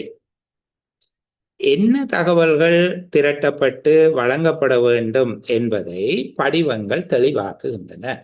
இது முதலாவது விடை. சரியான தேவையான தகவல்கள் மட்டும் பெறப்படுவதை உறுதிப்படுத்துவது என்று நாங்கள் வச்சுக் கொள்ளலாம். தேவையான தகவல்கள் மட்டும் பெறப்படுவதை உறுதிப்படுத்துவது அலுவலக படிவங்களின் ஒரு நோக்கம். அலுவலக படிவங்கள் பயன்படுத்தப்படுவதன் நோக்கம் என்ன என்று கேட்டாலும் இதே விஷயத்துக்கு தான் சொல்லப்படும். தேவையான தகவல்கள் மட்டும் வழங்கப்படுவதனை உறுதிப்படுத்துவது, என்ன தகவல்கள் திரட்டப்பட்டு வழங்கப்பட வேண்டும் என்பதை தெளிவாக வரையறை செய்வதாக இருக்கும். இரண்டாவது, படிவங்களில் ஒவ்வொரு தகவலுக்கும் குறிப்பிட்ட இடம் ஒதுக்கப்படுகிறது. இதன் மூலமாக தகவல்களை பதிவு செய்யும் போது அல்லது அவற்றை பாவனைக்காக வழங்குகிற போது அவை துரிதமாக தெளிவான தகவல்களாக அமையும். ஆகவே இரண்டாவது, எந்த ஒரு தகவலும் திரிவுபடுத்தப்படாத அல்லது தவறாக பொருள் உணரப்படாது பெறப்படுவதை உறுதிப்படுத்துவது இரண்டாவது விடயம். இங்கே சொல்லப்பட்டிருக்க தமிழோட நீங்கள் போராட வேண்டாம். எந்த ஒரு தகவலும் பிடித்து தவறாக சித்தரிக்கப்படவில்லை என்று சொல்றீங்க. ஒவ்வொரு தகவலும் பெறுவதற்கு பொருத்தமான இடம் ஒதுக்கப்படுவதன் காரணமாக விவரங்கள் பதிவு செய்யப்பட்டு பொருத்தமான ஒழுங்கமைக்கப்பட்ட தகவல்கள் பெறப்படுவதை அது உறுதிப்படுத்தப்படுகிறது. தவறாக பொருள்கோடல் செய்யக்கூடிய அல்லது தெளிவற்ற தகவல்கள் தடுக்கப்படுகிறது. மூன்றாவது, பணியாளருடைய சுமைகள் தவிர்க்கப்படும். நியம அடிப்படையில் தகவல்கள் பெறப்படுவதனாலும் திரும்ப திரும்ப வரும் தகவல்களை மறுபடி எடுக்க வேண்டிய தேவை தவிர்க்கப்படுவதன் காரணமாகவும் விடய அலுவலர்களுடைய அல்லது பணியாளர்களுடைய சுமை குறைக்கப்படுகிறது. பல தடவைகள் பயன்படுத்துவதற்கு அல்லது பல பிரதிகள் பயன்படுத்துவதற்கு இது வசதி செய்து கொடுக்கிறது. அதுவும் தகவல் சேகரிப்பை எளிமைப்படுத்துகிறது என்று சொல்லலாம். எதிர்கால பயன்பாட்டுக்காக, திட்டமிடலுக்காக, எதிர்கால தேவைகளுக்காக, தீர்மானம் எடுப்பதற்காக தகவல்களை விரைவாகவும் இலகுவாகவும் பெற்று தீர்மானங்களை விரைவாக எடுப்பதற்கு இது நடவடிக்கை, படிவங்களினுடைய நடவடிக்கை உதவியாக இருக்கும். அப்ப இதனை கோப்பிடுதல் பிற்கால தேவைகளுக்கு பயன்படுத்துவதன் மூலமாக விரைவாகவும் இலகுவாகவும் தீர்மானம் எடுப்பதற்கும் தகவல்களை தெளிவாக புரிந்து கொள்வதற்கும் இவை பயனுடையதாக இருக்கும். இது அலுவலக படிவங்களினுடைய நோக்கங்கள் என்று கேட்கப்பட்டால் நாங்கள் இதை சொல்லக்கூடியதாக இருக்கும். இப்ப நோக்கங்களுக்கும் நன்மைகளுக்கும் என்ன வேறுபாடு என்று சொல்லப்பட்ட கிட்டத்தட்ட ஒரே மாதிரி தான் இருக்கும். என்ன நோக்கத்துக்காக பயன்படுத்துகிறோம் அல்லது என்ன நன்மைகள் அடைவதற்காக பயன்படுத்துகிறோம் என்று கேட்கப்பட்டால் ஒரே விதமாகத்தான் இருக்கும். முதலாவது விடயம் என்ன சொல்றோம்? பொருத்தமான தகவல்கள் மட்டும் பெறப்படுவதை நிச்சயப்படுத்திக் கொள்வது. இரண்டாவது, தெளிவான துல்லியமான தகவல்கள் பெறப்படுவதையும் திரிவுபடுத்தப்பட்ட தேவையற்ற தகவல்கள் பெறப்படாமல் தவிர்க்கப்படுவதையும் இது உறுதிப்படுத்தும்.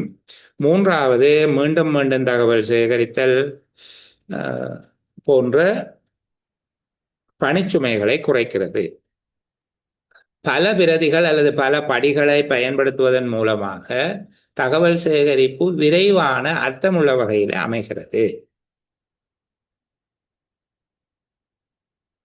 படிவங்களை பயன்படுத்துவதன் மூலமாக தகவல் சேகரிப்பு முழுமையானதாக தெளிவானதாக துல்லியமானதாக சரியானதாக அமைவதன் காரணமாக அது எளிதாக அமைந்து விடுகிறது. தகவல் சேகரிப்பு சுமை குறைவடைகிறது. பதிவுகளை பேணி பாதுகாப்பதன் மூலமாக, படிவங்களை பேணி பாதுகாப்பதன் மூலமாக தகவல்களை விரைவாக இலகுவாக எதிர்கால தேவைகளுக்கு பயன்படுத்தி கொள்ளக்கூடியதாக அல்லது தீர்மானம் எடுத்தலுக்கு பயன்படுத்தி கொள்ளக்கூடியதாக இருக்கிறது. அதான் இந்த நோக்கங்களுக்காகத்தான் இதை பயன்படுத்துகிறோம். சில வேளையில் இந்த படிவங்களினுடைய நன்மை என்ன என்று கேட்கப்படுமாக இருந்தால், இதே விடயத்தை தான் நாங்கள் சொல்ல போகிறோம். அலுவலக முறைமைகள் மற்றும் நடைமுறைகள் ஒழுங்குகள் எளிதாக்கப்படுகிறது. சிம்பிளிஃபை சிஸ்டம் அண்ட் ருட்டீன் என்று சொல்லி அதை பயன்படுத்துகிறார்கள் ஆங்கிலத்தில். அலுவலக முறைகள், நடைமுறைகள், ஒழுங்குகள் எளிதாக்கப்படுகின்றன. தகவல்களை நாங்கள் பெறுவதற்கு படிவங்களை பயன்படுத்துகிற போது அலுவலக முறை, நடைமுறை, ஒழுங்குகள் எளிதாக்கப்படுகின்றன. இரண்டாவது, சிக்கனமானதாக அமையும். சிக்கனமானதாக அமையும் என்று சொல்லுகிற போது இங்கு செலவு சிக்கனமானதாக இருக்கும், நேரம் சிக்கனமானதாக இருக்கும், அலுவலர்களுடைய உழைப்பு சிக்கனமானதாக பயன்படுத்தப்படும். ஆகவே சிக்கனமானதாக இருக்கும். அலுவலக நடவடிக்கைகளுக்கான செலவு குறைக்கப்படுகிறது என்பதாக எழுதலாம். அல்லது முழுமையாக சிக்கனமானதாக என்ற போது அங்கு பணம், நேரம், உழைப்பு, விரயம் என்பவை குறைக்கப்படுகிறது. மூன்றாவது, தவறுகளுக்கான வாய்ப்புகள் குறைவாக இருக்கிறது. ஏனென்றால் பெறப்பட வேண்டிய தகவல்கள் தவற விடாமல் பெறப்படுவதோடு அவை ஒரு தர்க்க ரீதியாக ஒழுங்கமைக்கப்பட்ட படிவங்களினூடாக பெறப்படும் போது தவறுகள், பிழைகள் அல்லது தவற விடப்படுதல் போன்ற தவறுகள் அங்கு நிகழாமல் இருக்கும். படிவங்களை தயாரிக்கும் நபர்களுடைய பொறுப்புகளை உறுதிப்படுத்துகிறது. பொறுப்புகளை உறுதிப்படுத்தல் என்பது படிவத்தை தயாரிப்பவர் தன்னுடைய பெயர் மற்றும் கையொப்பங்களை இடுவதன் காரணமாக அவர் பொறுப்பேற்க வேண்டிய நிலையில் இருப்பதனால அது பொறுப்பை உறுதிப்படுத்துவதாக இருக்கிறது. சிறந்த உறவுகளை மேம்படுத்தும். ஊழியர்கள் தங்களுடைய விவரங்களையும், அலுவலகம் தொடர்பான விவரங்களையும், வாடிக்கையாளர் தொடர்பான விவரங்களையும் எளிமையாகவும் இலகுவாகவும் பேணுவதன் காரணமாக இந்த மூன்று தரப்பினருடைய நலன்களையும் பேணுவதற்கு படிவங்கள் வசதியானதாக இருக்கிறது. நடவடிக்கைகளுக்கு வசதி எடுக்கிறது. அதாவது தீர்மானம் எடுப்பதற்கு, எதிர்கால நடவடிக்கைகளுக்கு படிவங்கள் வசதி அளிப்பவையாக இருக்கிறது. ஒவ்வொரு தகவலுக்கும் பொருத்தமான இடம் ஒதுக்குவதன் காரணமாக அவற்றின் மீது நடவடிக்கை எடுப்பதற்கு இது வழிவகுக்கும். ஒவ்வொரு விடயங்கள் தொடர்பாக நடவடிக்கை எடுக்கிறதுக்கு இது வழிவகுக்கும் என்பதாக சொல்லிக்கொள்ளலாம். இது படிவங்களினுடைய நன்மைகள் என்று கேட்கப்பட்டால் இந்த விடயங்களை உள்ளடக்கியதாக நான் இன்னும் ஒரு தெளிவற்ற ஆவணம் ஒன்று இருக்குது. நான் அதையும் உங்களுக்கு பதிவிட்டு விடுகிறேன். அதையும் சேர்த்து நீங்கள் பார்த்துக்கொள்ள இயலும். சரிதானே? அலுவலக படிவங்களில் என்ன குறைபாடுகள் என்று சொல்லி கேட்கப்பட்டால் இது ஒரு குழப்பம் தரக்கூடிய விடயமாக இருக்கும். ஒன்று, இது அலுவலக படிவங்கள் தொடர்பாக செலவு ஏற்படும் அல்லது அதிக முயற்சி தேவைப்படும். அவற்றை மீள சீரமைத்தல், தொடர்ச்சியான கண்காணிப்பு இல்லாவிட்டால் இது எதிர்பாராத விளைவுகளை தரும். ஒன்று, அதற்கு அதிக நேரம் தேவைப்படுகிறது. இரண்டாவது, வடிவமைப்பு தவறுகள் காணப்படுமாக இருந்தால் அல்லது காலத்துக்கு ஏற்ப அது சீராக்கம் செய்யப்படவில்லை என்றால் அது தொடர்புல அது பாரதூரமான விளைவு ஒன்றை தோற்றுவிக்கும். உளவியல் ரீதியான தாக்கங்களை ஏற்படுத்தும். வடிவமைப்பில் தவறு காணப்படுமாக இருந்தால் பயன்படுத்துபவர்களுக்கு உளவியல் ரீதியான தாக்கத்தை உருவாக்கக்கூடியதாக இருக்கும். மோசமாக வடிவமைக்கப்பட்ட படிவங்கள் காணப்படுமாக இருந்தால் விடய எழுதுனருடைய கடமைகளை மேலும் சிக்கலானதாக மாற்றிவிடும். வாடிக்கையாளர்களுடனான உறவுகளில் முரண்பாடுகளை தோற்றுவிக்கக்கூடும். இப்போ இந்த தீமைகளை நாங்கள் இப்போ சொல்ல வேண்டும் என்றால், படிவம் ஒன்றின் வடிவமைப்பில் தவறுகள் காணப்படுமாக இருந்தால் அல்லது காலத்துக்கு ஏற்ப அது மறுசீரமைக்கப்படவில்லை என்றால் இந்த தவறு வரும் என்று சொல்லித்தான் சொல்லப்படும். முதலாவது, படிவங்களை வடிவமைத்து அச்சிடுவதற்கு அதிக நேரம், உழைப்பு, முயற்சி, தொடர்ச்சியான கண்காணிப்பு தேவைப்படும். இதை முழுமையாக சொல்லுது. இரண்டாவது, படிவத்தின் வடிவமைப்பு, காலத்துக்கு ஏற்ப மறுசீரமைப்பு மேற்கொள்ளப்படாத சந்தர்ப்பத்தில் அது வேலைகளினுடைய வேகத்தை குறைக்கும், எழுதுனர்களுடைய அல்லது விடய பொறுப்பு அலுவலர்களுடைய சுமைகளை அதிகரிக்கும், வாடிக்கையாளர்கள் பயன்படுத்துனர்களுடைய உளவியல் ரீதியான தாக்கத்தை ஏற்படுத்தும், வாடிக்கையாளருக்கு நிறுவனத்துக்கும் இடையிலான நல்லுறவில் தாக்கத்தை ஏற்படுத்தக்கூடியதாக இருக்கும். சில வேளையில படிவங்களால் ஏற்படக்கூடிய இடையூறுகளவே என்றொரு கேள்வி கேட்கப்பட்டால் இதை ஞாபகத்தில் வச்சு பயன்படுத்தக்கூடிய மாதிரியாக வச்சுக்கொள்ளும்.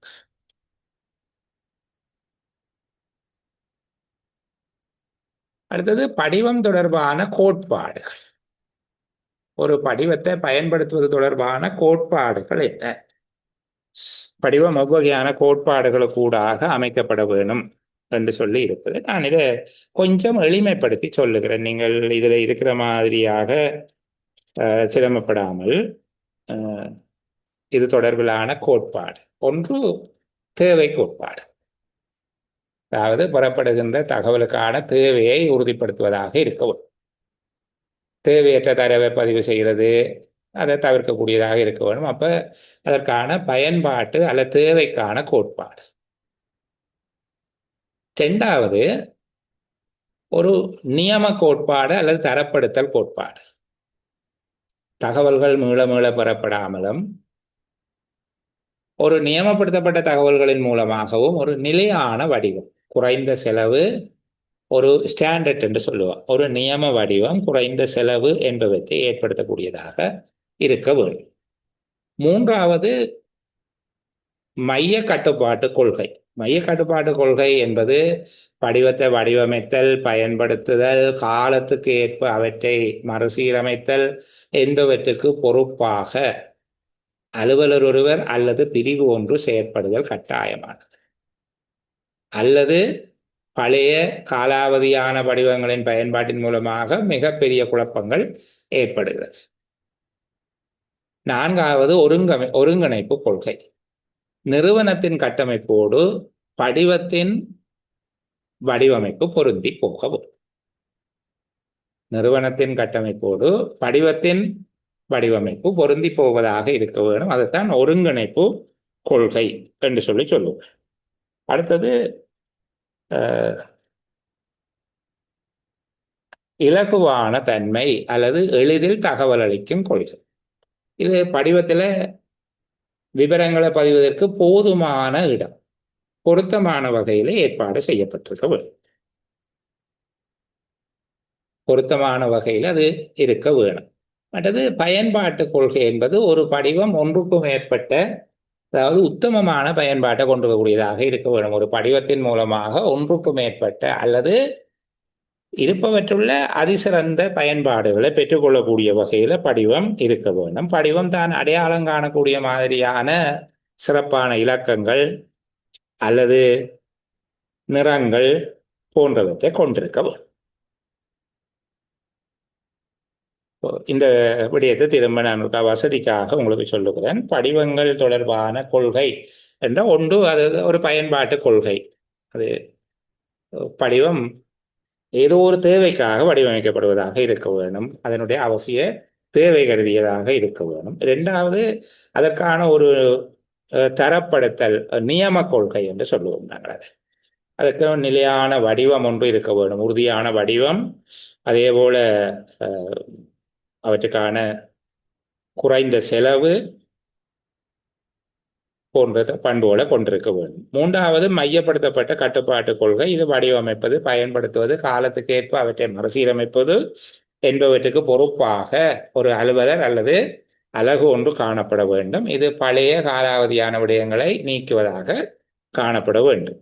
நாலாவது, படிவங்களின் வடிவமைப்பும் நிறுவன ஒழுங்கமைப்பும் பொருந்தி போகக்கூடியதாக இருக்க வேண்டும். அது ஒருங்கிணைப்பின் கொள்கை என்று சொல்லுவோம். அடுத்தது, எளிதான தகவல் அளிக்கும் கொள்கை. ஒரு படிவம் சிரமமின்றி தகவல்களை உள்ளிடுவதற்கு வசதியாக வடிவமைக்கப்பட்டிருக்க வேண்டும். அடுத்தது, உத்தம பயன்பாட்டு கொள்கை. ஒரு பயன்பாடு, ஒரு படிவம் என்பது ஒன்றுக்கு மேற்பட்ட பயன்பாடு அல்லது அதிகூடிய பயன்பாடுகளை தருவதாக இருக்க வேணும். அடையாளங்காணும் கொள்கை என்று சொல்வது படிவத்தினுடைய வடிவமைப்பு, இலக்கம், நிறம் போன்றவற்றினால படிவம் இலகுவாக அடையாளம் காணக்கூடியதாக இருப்பது என்பதை சொல்லும். இதற்கு மேல இந்த படிவங்கள் தொடர்பாக இதுல சொல்லப்படாத சில விடயங்களை நான் உங்களோட பேசுகிறேன். இந்த படிவ கட்டுப்பாடு என்பதை தாண்டி படிவத்தில் சொல்லப்படாத இன்னும் சில தலைப்புகளை இந்த இடத்துல வச்சுக்கொண்டு நான் பேசிட்டு அடுத்த பகுதிக்கு போகிறதுக்கு விரும்புகிறேன். இப்போதைக்கு இப்படி இருக்கட்டும். இது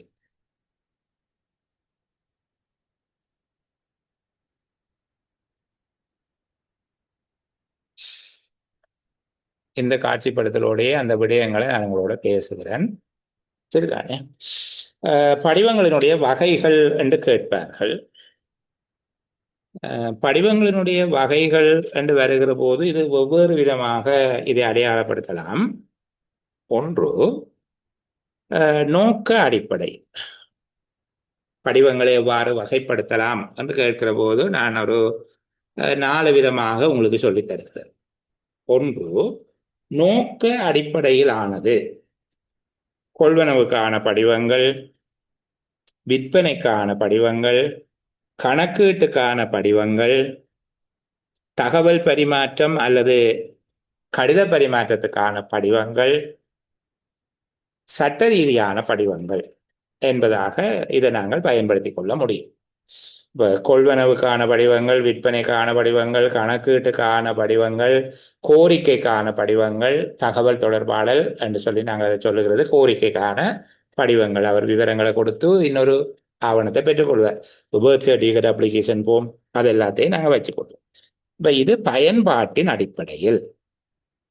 படிவங்களை அவற்றின் பயன்பாட்டின் அடிப்படையில் எவ்வாறு வகைப்படுத்தலாம் என்று கேட்கப்பட்டால், நீங்கள் கொள்வனவு, விற்பனை, கணக்கீடு, தகவல் பரிமாற்றம், சட்ட ரீதியான ஆவணங்கள் என்கிற வகையில பயன்பாட்டின் அடிப்படையில் அதை வகைப்படுத்தலாம். அதே போல பிரதிகளின் அடிப்படையில் வகைப்படுத்துகிற போது தனிப்படிவம் அல்லது ஒற்றை நகல் படிவம், பல பிரதி படிவம், பல நகல் படிவங்கள் என்பதாக வகைப்படுத்திக் கொள்ளலாம் நகல்களின் அடிப்படையில். அடுத்தது தொடர்பு வலயம் அல்லது தொடர்பு பிரதேசம் என்கிற அடிப்படையில்,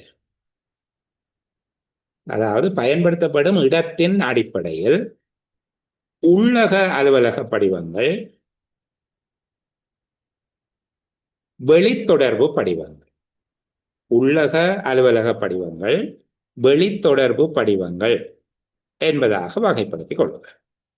சரிதானே? அடுத்தது பாரம்பரியமான படிவங்கள், இலத்திரனியல் படிவங்கள் என்பதாகவும் வகைப்படுத்தலாம். சாதாரணமாக படிவத்தினுடைய வகைகள் என்று கேட்கப்பட்டால் அது பயன்படுத்தப்படும் நோக்கத்தின் அடிப்படையில் வகைப்படுத்துகிறோம், பிரதிகளின் அடிப்படையில் வகைப்படுத்துகிறோம், பயன்படுத்தப்படும் இடத்தின் அடிப்படையில் வகைப்படுத்துகிறோம். இதை 3 வகையாக நாங்கள் சொல்லலாம். அடுத்தது நல்ல படிவம் ஒன்று கொண்டிருக்க வேண்டிய பண்புகள் எவை? ஒரு சிறந்த படிவத்தில் எவ்வகையான பண்புகளை நீங்கள் அவதானிக்கலாம்? சிறந்த படிவம் ஒன்றினுடைய பயன்கள் என்ன?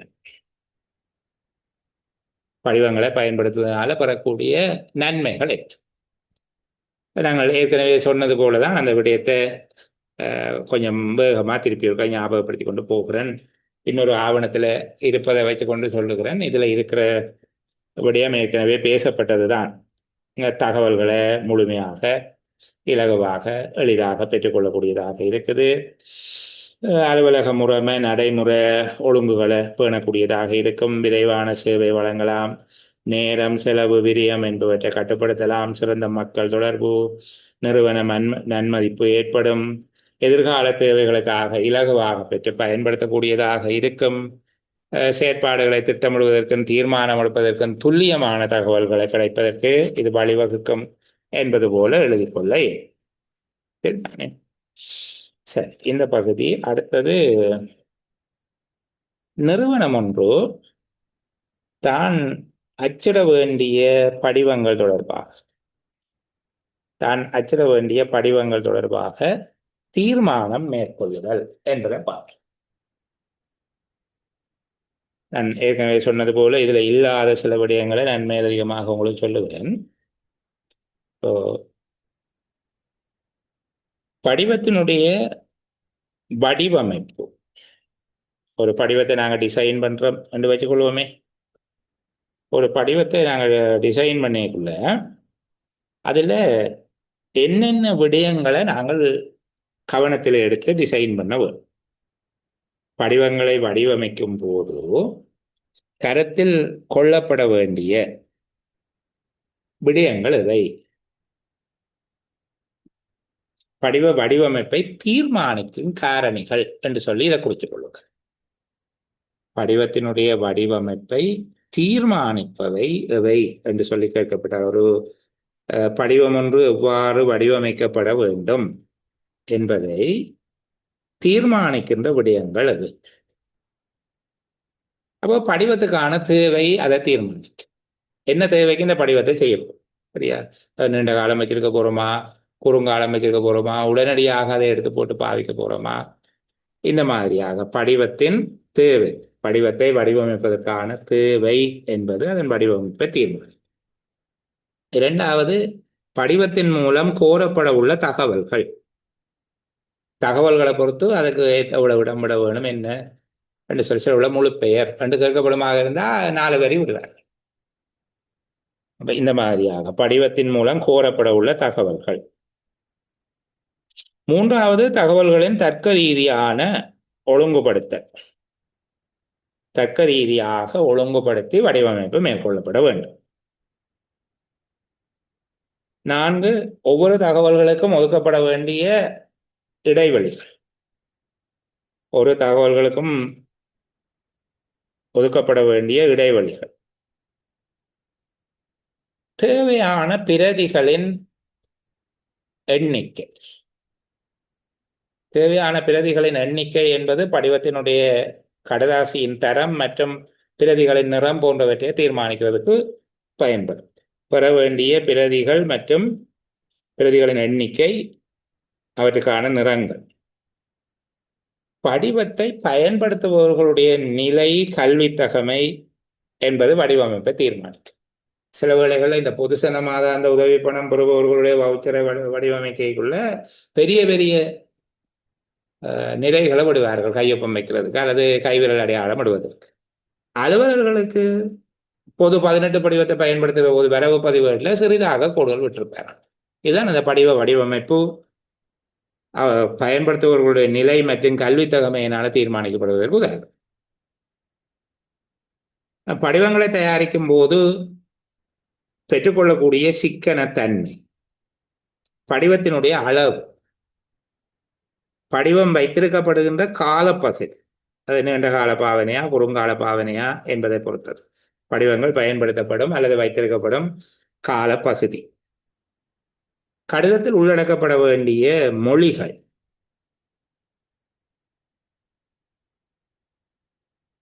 நான் திரும்ப திரும்ப கடிதம் 2 சொல்லிட்டேன், படிவம் என்று மாற்றிக்கொள்ளுங்க. படிவத்தில் உள்ளடக்கப்பட வேண்டிய மொழிகள், அச்சிடப்பட வேண்டிய படிவத்தின் எண்ணிக்கை. இப்ப 5, 10 என்றால் அது A4 சீட்ல அடிப்பாங்க, 500, 1000 என்றால் சில உள்ள ரோனியோ சீட்ல அடிப்பாங்க. இதுதான் அந்த வடிவமைப்பின் வித்தியாசம். அப்ப படிவங்களை வடிவமைக்கும் போது அல்லது படிவம் ஒன்றின் வடிவமைப்பினை நிர்ணயிக்கின்ற காரணிகள் இவை. படிவத்தின் வடிவமைப்பினை தீர்மானிக்கும் விடயங்கள் இவை என்று கேட்கப்பட்டால் நாங்கள் சொல்லணும், படிவத்தை அமைக்க வேண்டியதன் தேவை, படிவத்தினால் பெறப்பட இருக்கின்ற தகவல்கள், தகவல்களின் தர்க்க ரீதியான ஒழுங்கமைப்பு, பெறப்பட உள்ள தகவல்களை தெரியப்படுத்துவதற்கான இடைவெளிகளின் அளவு, தகவல் பெறப்பட வேண்டிய பிரதிகளின் எண்ணிக்கை மற்றும் அவற்றின் நிறங்கள். படிவத்தை பயன்படுத்தும் நபர்களின் நிலை மற்றும் கல்வி தகமை, படிவங்களை தயாரிக்கும் போது அடைந்து கொள்ளக்கூடிய சிக்கனம், படிவத்தின் அளவு, படிவங்கள் பாவனைக்கு உட்படுத்தப்படும் வைத்திருக்கப்படுகின்ற காலப்பகுதி நீண்ட கால பாவனையா குறுங்கால பாவனையா என்பது, பயன்படுத்தப்படும் மொழிகளின் எண்ணிக்கை இருமொழி பாவனையா மும்மொழி பாவனையா தனி மொழியான பாவனையா என்பது, அச்சிடக்கூடிய எண்ணிக்கை போன்ற விடயங்களை உள்ளடக்கியதாக படிவங்கள் வடிவமைக்கப்படுதல் வேண்டும். அடுத்தது சிறந்த படிவம் ஒன்றில் காணப்படக்கூடிய பண்புகள் என்ன? ஒரு சிறந்த படிவம் ஒன்று எவ்வாறான பண்புகளை கொண்டதாக இருக்கும்? எளிமையானதாக, அடுத்த கேரிங்கா குறித்து வச்சுக் கொள்ளுங்க. படிவங்கள் சிறந்த படிவம் ஒன்றில் காணப்பட வேண்டிய பண்புகள். சிறந்த படிவம் ஒன்றில் அவதானிக்கப்படக்கூடிய இயல்புகள். ஒன்று எளிமையானதாக, மிகவும் இலகுவாக விளங்கிக் கொள்ளக்கூடியதாக இருக்கும். இரண்டாவது தெளிவானதாக அமைந்திருக்கும். தகவல் கோரல் தெளிவானதாக அமைந்திருக்கும். மூன்றாவது தகவல் கோரிக்கை தர்க்க ஒழுங்கில் அமைந்திருக்கும், ஒரு லொஜிக்கல் ஓர்டர்ல இருக்கும்.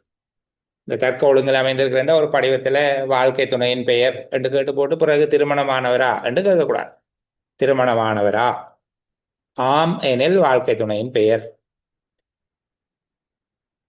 அப்படி அந்த ஒழுங்குல இருக்கணும். அப்ப தர்க்க ஒழுங்கமைப்பு, சிறந்த தர்க்க ஒழுங்கமைப்பில் தகவல் கோரப்படுதல் வேண்டும். தகவல் அளிப்பதற்கு தூண்டுவதாக இருக்க வேண்டும். படிவத்தினுடைய தோற்றம் தகவல் வழங்குவதற்கு உற்சாகம் அளிப்பதாக இருக்க வேண்டும், சலிப்பை கொடுக்கக்கூடாது. மீள மீள தகவல் அளித்தல் அல்லது இரட்டிப்பு வேலைகளை தவிர்க்கக்கூடியதாக இருக்க வேண்டும். தகவல்கள் தரவுகள் என்பவற்றை வழங்குவதற்கு பொருத்தமான இடைவெளி வசதிகளோடு கூடியதாக இருக்க வேண்டும். இலகுவாக அடையாளம் காணக்கூடியதாக அவற்றுக்கான இலக்கம் மற்றும் நிறம் என்பவற்றை கொண்டிருக்க வேண்டும். கோவை செய்வதற்கு கோப்பிடுவதற்கு தேவையான அல்லது பிரித்தெடுப்பதற்கு தேவையான இடைவெளியை கொண்டிருக்க வேண்டும். சில ஃபார்ம் எழுதிட்டு பிரித்தெடுக்க வேண்டியிருக்கும், சிலது எழுதி போட்டு கட்டி வைக்க வேண்டியிருக்கும். அப்ப கோப்பிடுவதற்கு அல்லது பிரித்தெடுப்பதற்கு பொருத்தமான இடைவெளியை கொண்டிருக்க வேண்டும்.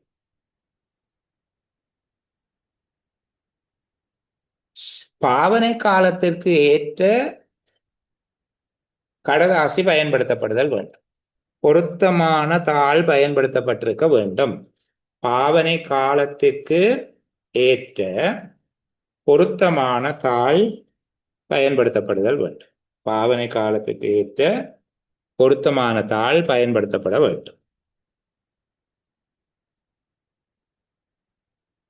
அழிவடைதல், திரளுதல், வீணாதல் போன்ற விரயங்களை தடுக்கக்கூடியதாகவும் பற்றாக்குறை ஏற்படுவதை தடுக்கும் வகையிலும் பொருத்தமான எண்ணிக்கையிலே அச்சிடப்பட்டிருக்க வேண்டும்.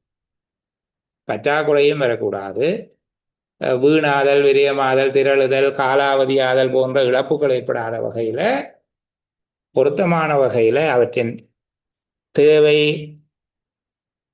முற்கணிப்பு செய்யப்பட்டு உரிய எண்ணிக்கையில அச்சிடப்பட்டு இருக்க வேண்டும்.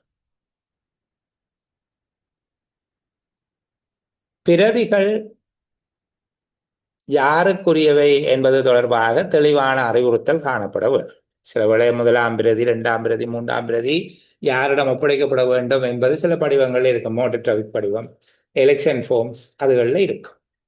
சரிதானே? 1வது பிரதியை நீங்கள் வச்சிருங்கோ, 2வது பிரதியை நிறுவன தலைவர்கிட்ட கொடுங்கோ, 3வது பிரதியை அத்தாட்சி படுத்தும் அலுவலர்கிட்ட கொடுங்க, இந்த மாதிரி என்னமோ இருக்கும் அதுல. அப்போ அதே போல மோட்டார் போக்குவரத்து திணைக்களத்தினுடைய உடைமை மாற்றம் தொடர்பான படிவங்கள், அதனுடைய 1ஆம் படிவம், 2ஆம் படிவம், 3ஆம் படிவம் யார் யாருக்குரியவை என்பது இருக்கும். இப்போ பிரதிகள் யாருக்குரியவை போன்ற விவரங்களும் குறிக்கப்பட்டிருக்க. இது ஒரு சிறந்த படிவம் கொண்டிருக்கக்கூடிய பண்புகள் என்று கேட்கப்பட்டால் இந்த விடயத்தை சொல்லும்.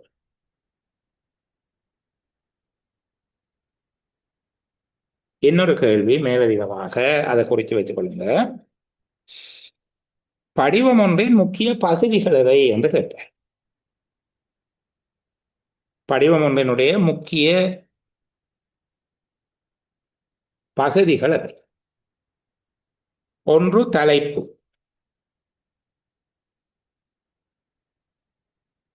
படிவத்தின் பாவனையினை அல்லது படிவத்தின் நோக்கத்தினை தெளிவாக விளக்கும் வகையில் சுருக்கமாக தலைப்பு அமைந்திருக்க வேண்டும். படிவத்தின் முக்கிய பகுதிகள் ஒன்று தலைப்பு. படிவத்தின் நோக்கத்தை அல்லது படிவத்தின் பாவனையினை தெளிவாக விளக்கும் வகையில் சுருக்கமான தலைப்பிடப்பட்டு இருக்க வேண்டும். இரண்டாவது, இலக்கம் மற்றும் நிறங்கள். படிவத்தினுடைய முக்கியமான இன்னொரு பகுதி அதற்குரிய இலக்கம் மற்றும் நிறங்கள். படிவத்தினை இலகுவாக அடையாளம் காணக்கூடியதாக கையாளத்தக்க வகையில அதற்கென இலக்கம் இடப்பட்டிருப்பதோடு படிவங்களுக்கு பொருத்தமான நிறங்களும் பயன்படுத்தப்படலாம். மூன்றாவது, அறிவுறுத்தல்கள், வழிகாட்டல்கள். அறிவுறுத்தல்கள், வழிகாட்டல்கள்.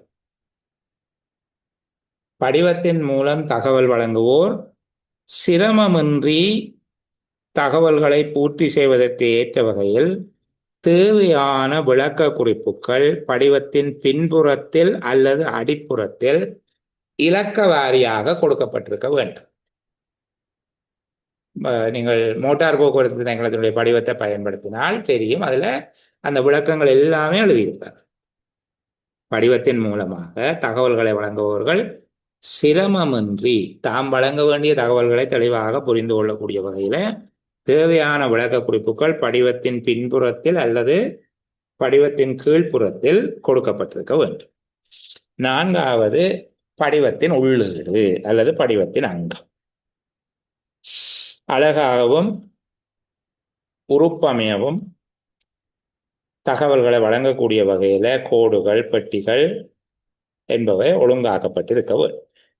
படிவத்தின் முக்கிய பகுதிகள் எவை என்று கேட்கப்பட்டால் தலைப்பு, அவற்றுக்கான இலக்கமும் நிறமும், மூன்றாவது அறிவுறுத்தல்கள், நான்காவது படிவத்தின் அங்கம் அல்லது உள்ளடக்கம், உடல் என்று சொல்வார்கள். படிவத்தின் அங்கம் ஆகிய விடயங்களை கொண்டதாக படிவம் இருக்கும். இந்த பகுதியையும் சொல்லுங்கள். அடுத்தது, படிவ மேலாண்மை ஒன்று இவ்வகையில முக்கியத்துவம் பெறுகிறது. படிவ கட்டுப்பாடு. படிவ கட்டுப்பாடு அல்லது படிவ மேலாண்மை என்பது முக்கியத்துவம் பெறுவதற்கான காரணம் என்ன?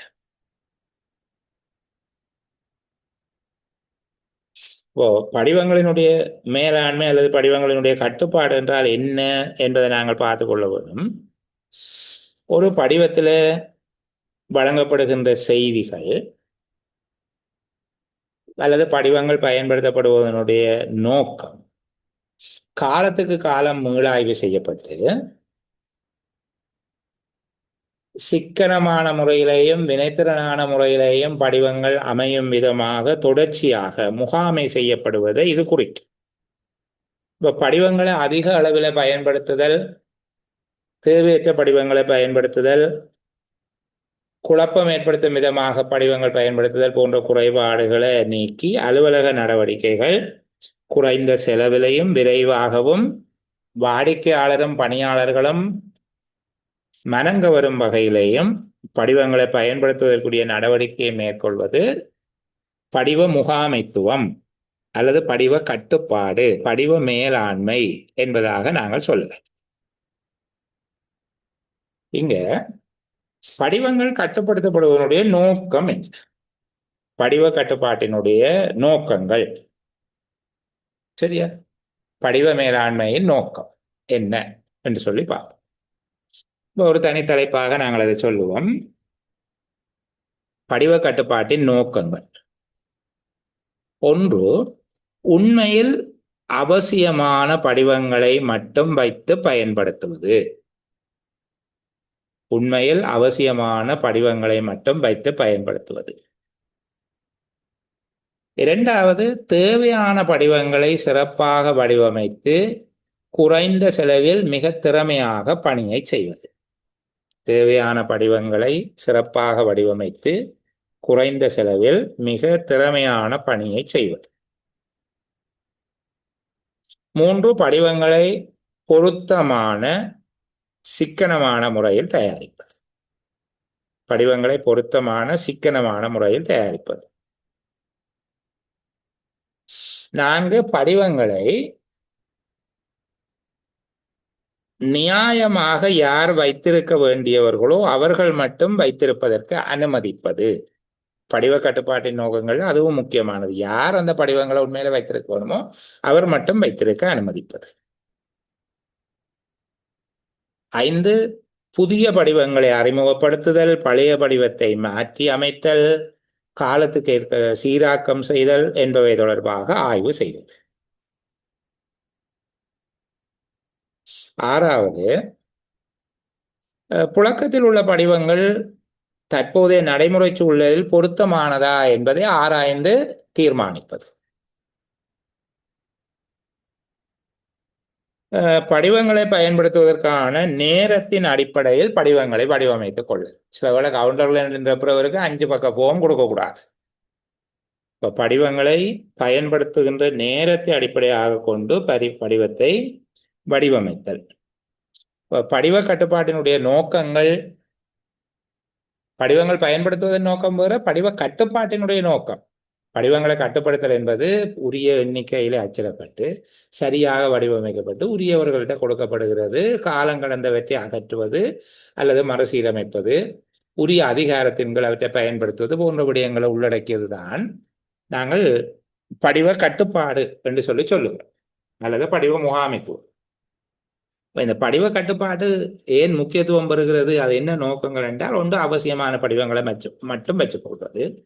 அடுத்தது தேவையான படிவங்களை உரிய வகையில வடிவமைத்து குறைந்த செலவில் திறமையாக சேவை செய்வது. 3, படிவங்களின் பொருத்தமான தன்மை, சிக்கனமான தன்மையை தீர்மானிக்கிறது. 4, யார் வைத்திருக்க வேண்டுமோ அவர்கள் மட்டும் வைத்திருப்பதையும் அதிகாரத்தின் கீழ் பயன்படுத்துவதையும் உறுதிப்படுத்திக் கொள்வது.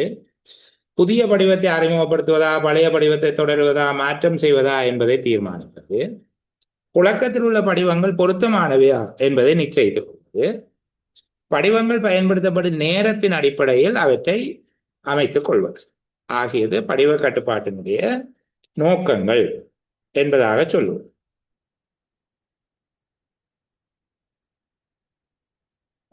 இன்னொரு விடயம், படிவ கட்டுப்பாடு எப்படி செய்யலாம் என்று கேட்பார்களாக இருந்தால், படிவ கட்டுப்பாடு ஒன்று உள்ளடக்குகின்ற செயல்முறைகள் இவை. ஸ்டெப்ஸ், ஃபோம் கண்ட்ரோலினுடைய ஸ்டெப்ஸ் என்ன, படிவ கட்டுப்பாட்டின் படிமுறைகள் அல்லது செயல்முறைகள். நாங்கள் இதுவரைக்கும் சொல்லிக்கொண்டு வருகிறோம் படிவ கட்டுப்பாடு என்றால் அது என்னென்னத்தை உள்ளடக்கி இருக்கும், என்னென்ன படிமுறைகளுக்கூடாக அது நகரும். சரியா, படிவ கட்டுப்பாட்டினுடைய செயல்முறைகள் என்பது ஒரு 6 படிமுறை கூடாக நாங்கள் போக வேண்டி இருக்கும். 1, மைய நிர்வாகம் ஒன்றை அமைத்து படிவ கட்டுப்பாட்டை ஆரம்பிப்பது அல்லது நடைமுறைப்படுத்துவது. படிவ கட்டுப்பாட்டின் முதல் படி மைய நிர்வாகம் ஒன்றை அமைத்தல். அதாவது படிவங்களை வடிவமைத்தல், தம்பசம் வைத்திருத்தல், வழங்குதல், காலத்துக்கு ஏற்ப அவற்றை திருத்தம் செய்தல் போன்ற விடயங்களுக்கு பொறுப்பாக ஒரு அலுவலர் அல்லது ஒரு பிரிவு தாபிக்கப்பட்டிருப்பது. மைய நிர்வாகத்தை அமைத்தல் படிவ கட்டுப்பாட்டின் முதலாவது படிமுறையாக இருக்கும். 2வது, படிவங்களுக்கான பதிவேடுகள் பேணப்படுதல். தயாரிக்கப்பட்ட படிவங்கள் பதிவேடுகளில் பதிவிடப்பட்டு அவற்றுக்கான பட்டியலோடு அவை பராமரிக்கப்பட வேண்டும். படிவங்கள்ட கட்டுப்பாட்டில் 2வது படிவங்களுக்கான பதிவேடு. முதலாவது சொன்னாங்க மைய நிர்வாகத்தை அமைத்தல், 2வது படிவங்களுக்கான பதிவேடு தயாரிக்கப்பட்டு பயன்படுத்தப்பட வேண்டும்.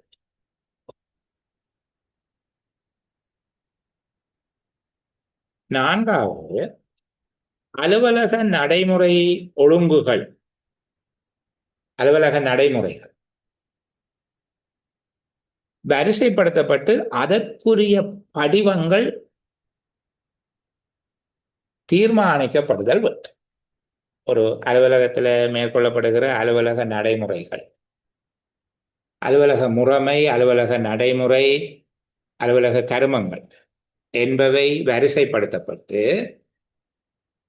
அதற்குரிய படிவங்கள் இலக்கமிடப்பட்டு, ஒவ்வொரு கருமங்களுக்கும் நீங்க கொடுப்பனவுக்கு 35, 70 என்றெல்லாம் பயன்படுத்துவீங்க. அது மாதிரி அலுவலக முறைமை, நடைமுறை, கருமங்கள் வரிசைப்படுத்தப்பட்டு அதற்குரிய படிவங்கள் இலக்கமிடப்பட்டு துறைகளில் பயன்படுத்தப்படுதல் வேண்டும். அந்தந்த பிரிவுகள், அலகுகள், கிளைகளில் பயன்படுத்தப்பட வேண்டும். 4வது, எல்லா படிவங்களையும் குறிப்பிட்ட காலத்துக்கு ஒரு முறை ஆய்வு செய்ய வேண்டும். படிவத்தில் உள்ள தேவையற்ற அம்சங்கள் நீக்கப்பட வேண்டும் அல்லது தேவையற்ற படிவங்களை நீக்கிவிடுதல் வேண்டும். எல்லா படிவங்களும் குறித்த காலத்துக்கு ஒரு தடவை அதன் பொருத்தப்பாடு தொடர்பாக, அதன் உள்ளடக்கம் தொடர்பாக ஆராயப்படுதல் வேண்டும். இப்போ உதாரணமா கடந்த காலத்தில் அச்சிடப்பட்ட படிவங்கள் தேசிய அடையாள அட்டையின் புதிய இலக்கத்தை எழுதுவதற்கு பொருத்தமானவையாக இல்லை. அப்ப இது ஆய்வு செய்யப்படையக்குள்ள திருப்பி அது மாற்றப்பட வேண்டி இருக்கும்.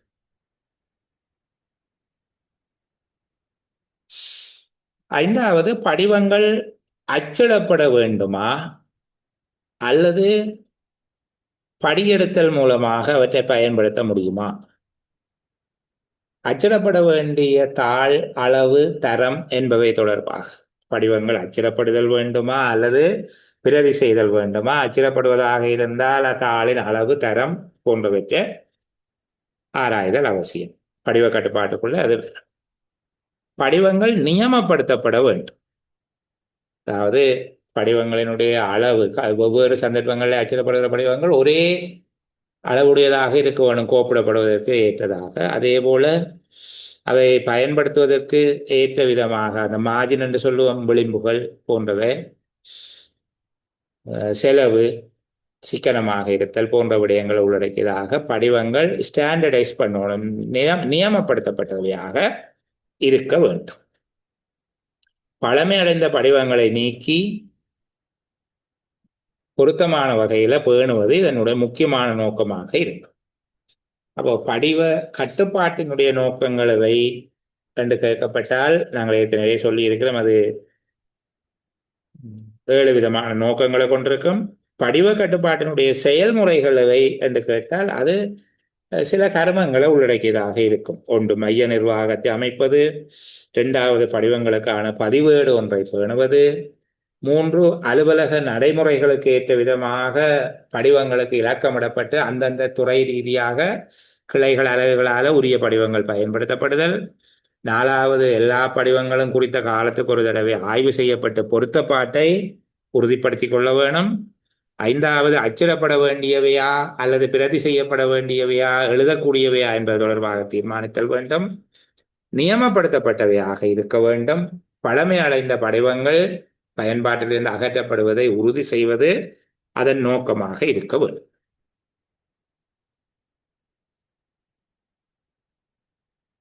அடுத்த இன்னொரு விடயம், இதையும் குறித்துக் கொள்வோம். அச்சிடப்படுகின்ற படிவத்தின் அளவை தீர்மானிக்கின்ற காரணிகள்.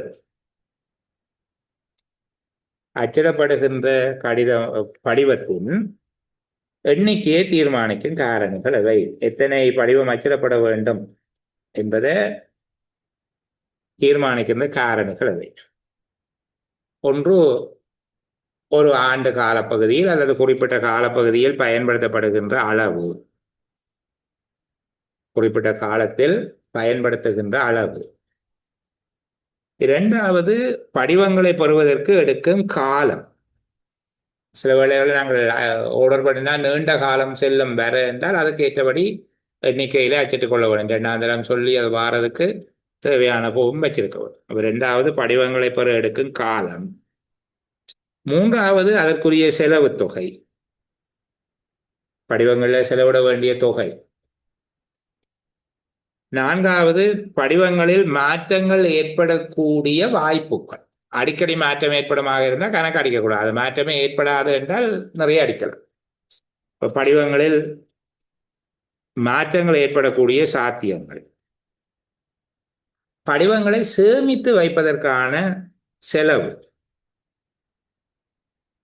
படிவங்களை சேகரித்து வைக்கிறதுக்கு சில வேளையில சேகரித்து வைக்கிறதுக்கு ஏற்படுகிற செலவை விட அச்சிடுறதுக்கு குறைவாயிருக்கும். அப்ப அதையும் பார்க்கப்படும். எந்த எண்ணிக்கையில் அச்சிடப்பட்டால் படிவங்கள் உத்தமமான செலவை கொண்டிருக்கும் என்பது தீர்மானிக்கப்பட வேண்டும். அச்சிடப்படுகின்ற எண்ணிக்கை, குறிப்பிட்ட காலத்தில் பயன்படுத்தப்படுகிற அளவு, அச்சிடுவதற்கான செலவு, எடுத்து செல்லும் செலவு போன்ற விடயங்களை உள்ளடக்கியதாக அதற்கு ஒரு உத்தமமான அல்லது சிக்கனமான ஒரு படிவத் தொகையினை தீர்மானிக்க வேண்டும். சிக்கனமான படிவத் தொகையை தீர்மானிப்பதில் பங்களிப்பதில் முக்கியமான விடயங்கள் அச்சிடப்படுகின்ற படிவம் பயன்படுத்தப்படுகின்ற கால அளவு, ஒரு குறித்த காலத்தில், குறிப்பாக ஒரு ஆண்டு கால பகுதியில் பயன்படுத்தப்படுகிற அளவு, அச்சிட்டு பிற எடுக்கிற காலப்பகுதி, படிவங்களில் முதலீடு செய்ய வேண்டிய தொகை, படிவங்களில் மாற்றங்கள் ஏற்படுவதற்கான சாத்தியம், சேமித்து வைப்பதற்கான செலவு, மொத்தமாக தயாரிப்பதால ஏற்படக்கூடிய சிக்கனம் போன்ற விடயங்களை கருத்தில் கொள்ள வேண்டும். படிவங்களினுடைய சிறந்த இயல்பு தொடர்பாக நான் ஏற்கனவே உங்களுக்கு சொல்லியிருக்கேன். சிறந்த படிவம் ஒன்றில் காணப்படக்கூடிய தன்மைகள் இருந்தாலும் இன்னொரு தடவை அந்த விஷயத்தை ஞாபகப்படுத்தி கொண்டு வருகிறேன். ஏதேனும் தவற விடப்பட்ட விடயங்கள் இருந்தால் இதை பார்த்து கொள்ளலாம். இது படிவம் வடிவமைப்பதற்கான கோட்பாடுகள் என்று கூட இதை சொல்லுவார்கள். ஒரு படிவம் ஒன்றை வடிவமைக்கிற போது அது என்ன நல்ல பண்புகளை கொண்டிருக்க வேணும் என்று கேட்டாலும், சிறந்த படிவம் ஒன்றில் அவதானிக்கக்கூடிய இயல்புகள் என்று கேட்டாலும் நீங்கள் ஒரே மாதிரியே எழுதலாம். ஒரு படிவம் கொண்டிருக்கக்கூடிய சிறந்த இயல்புகள் அல்லது படிவம் ஒன்று வடிவமைக்கப்படுகிற போது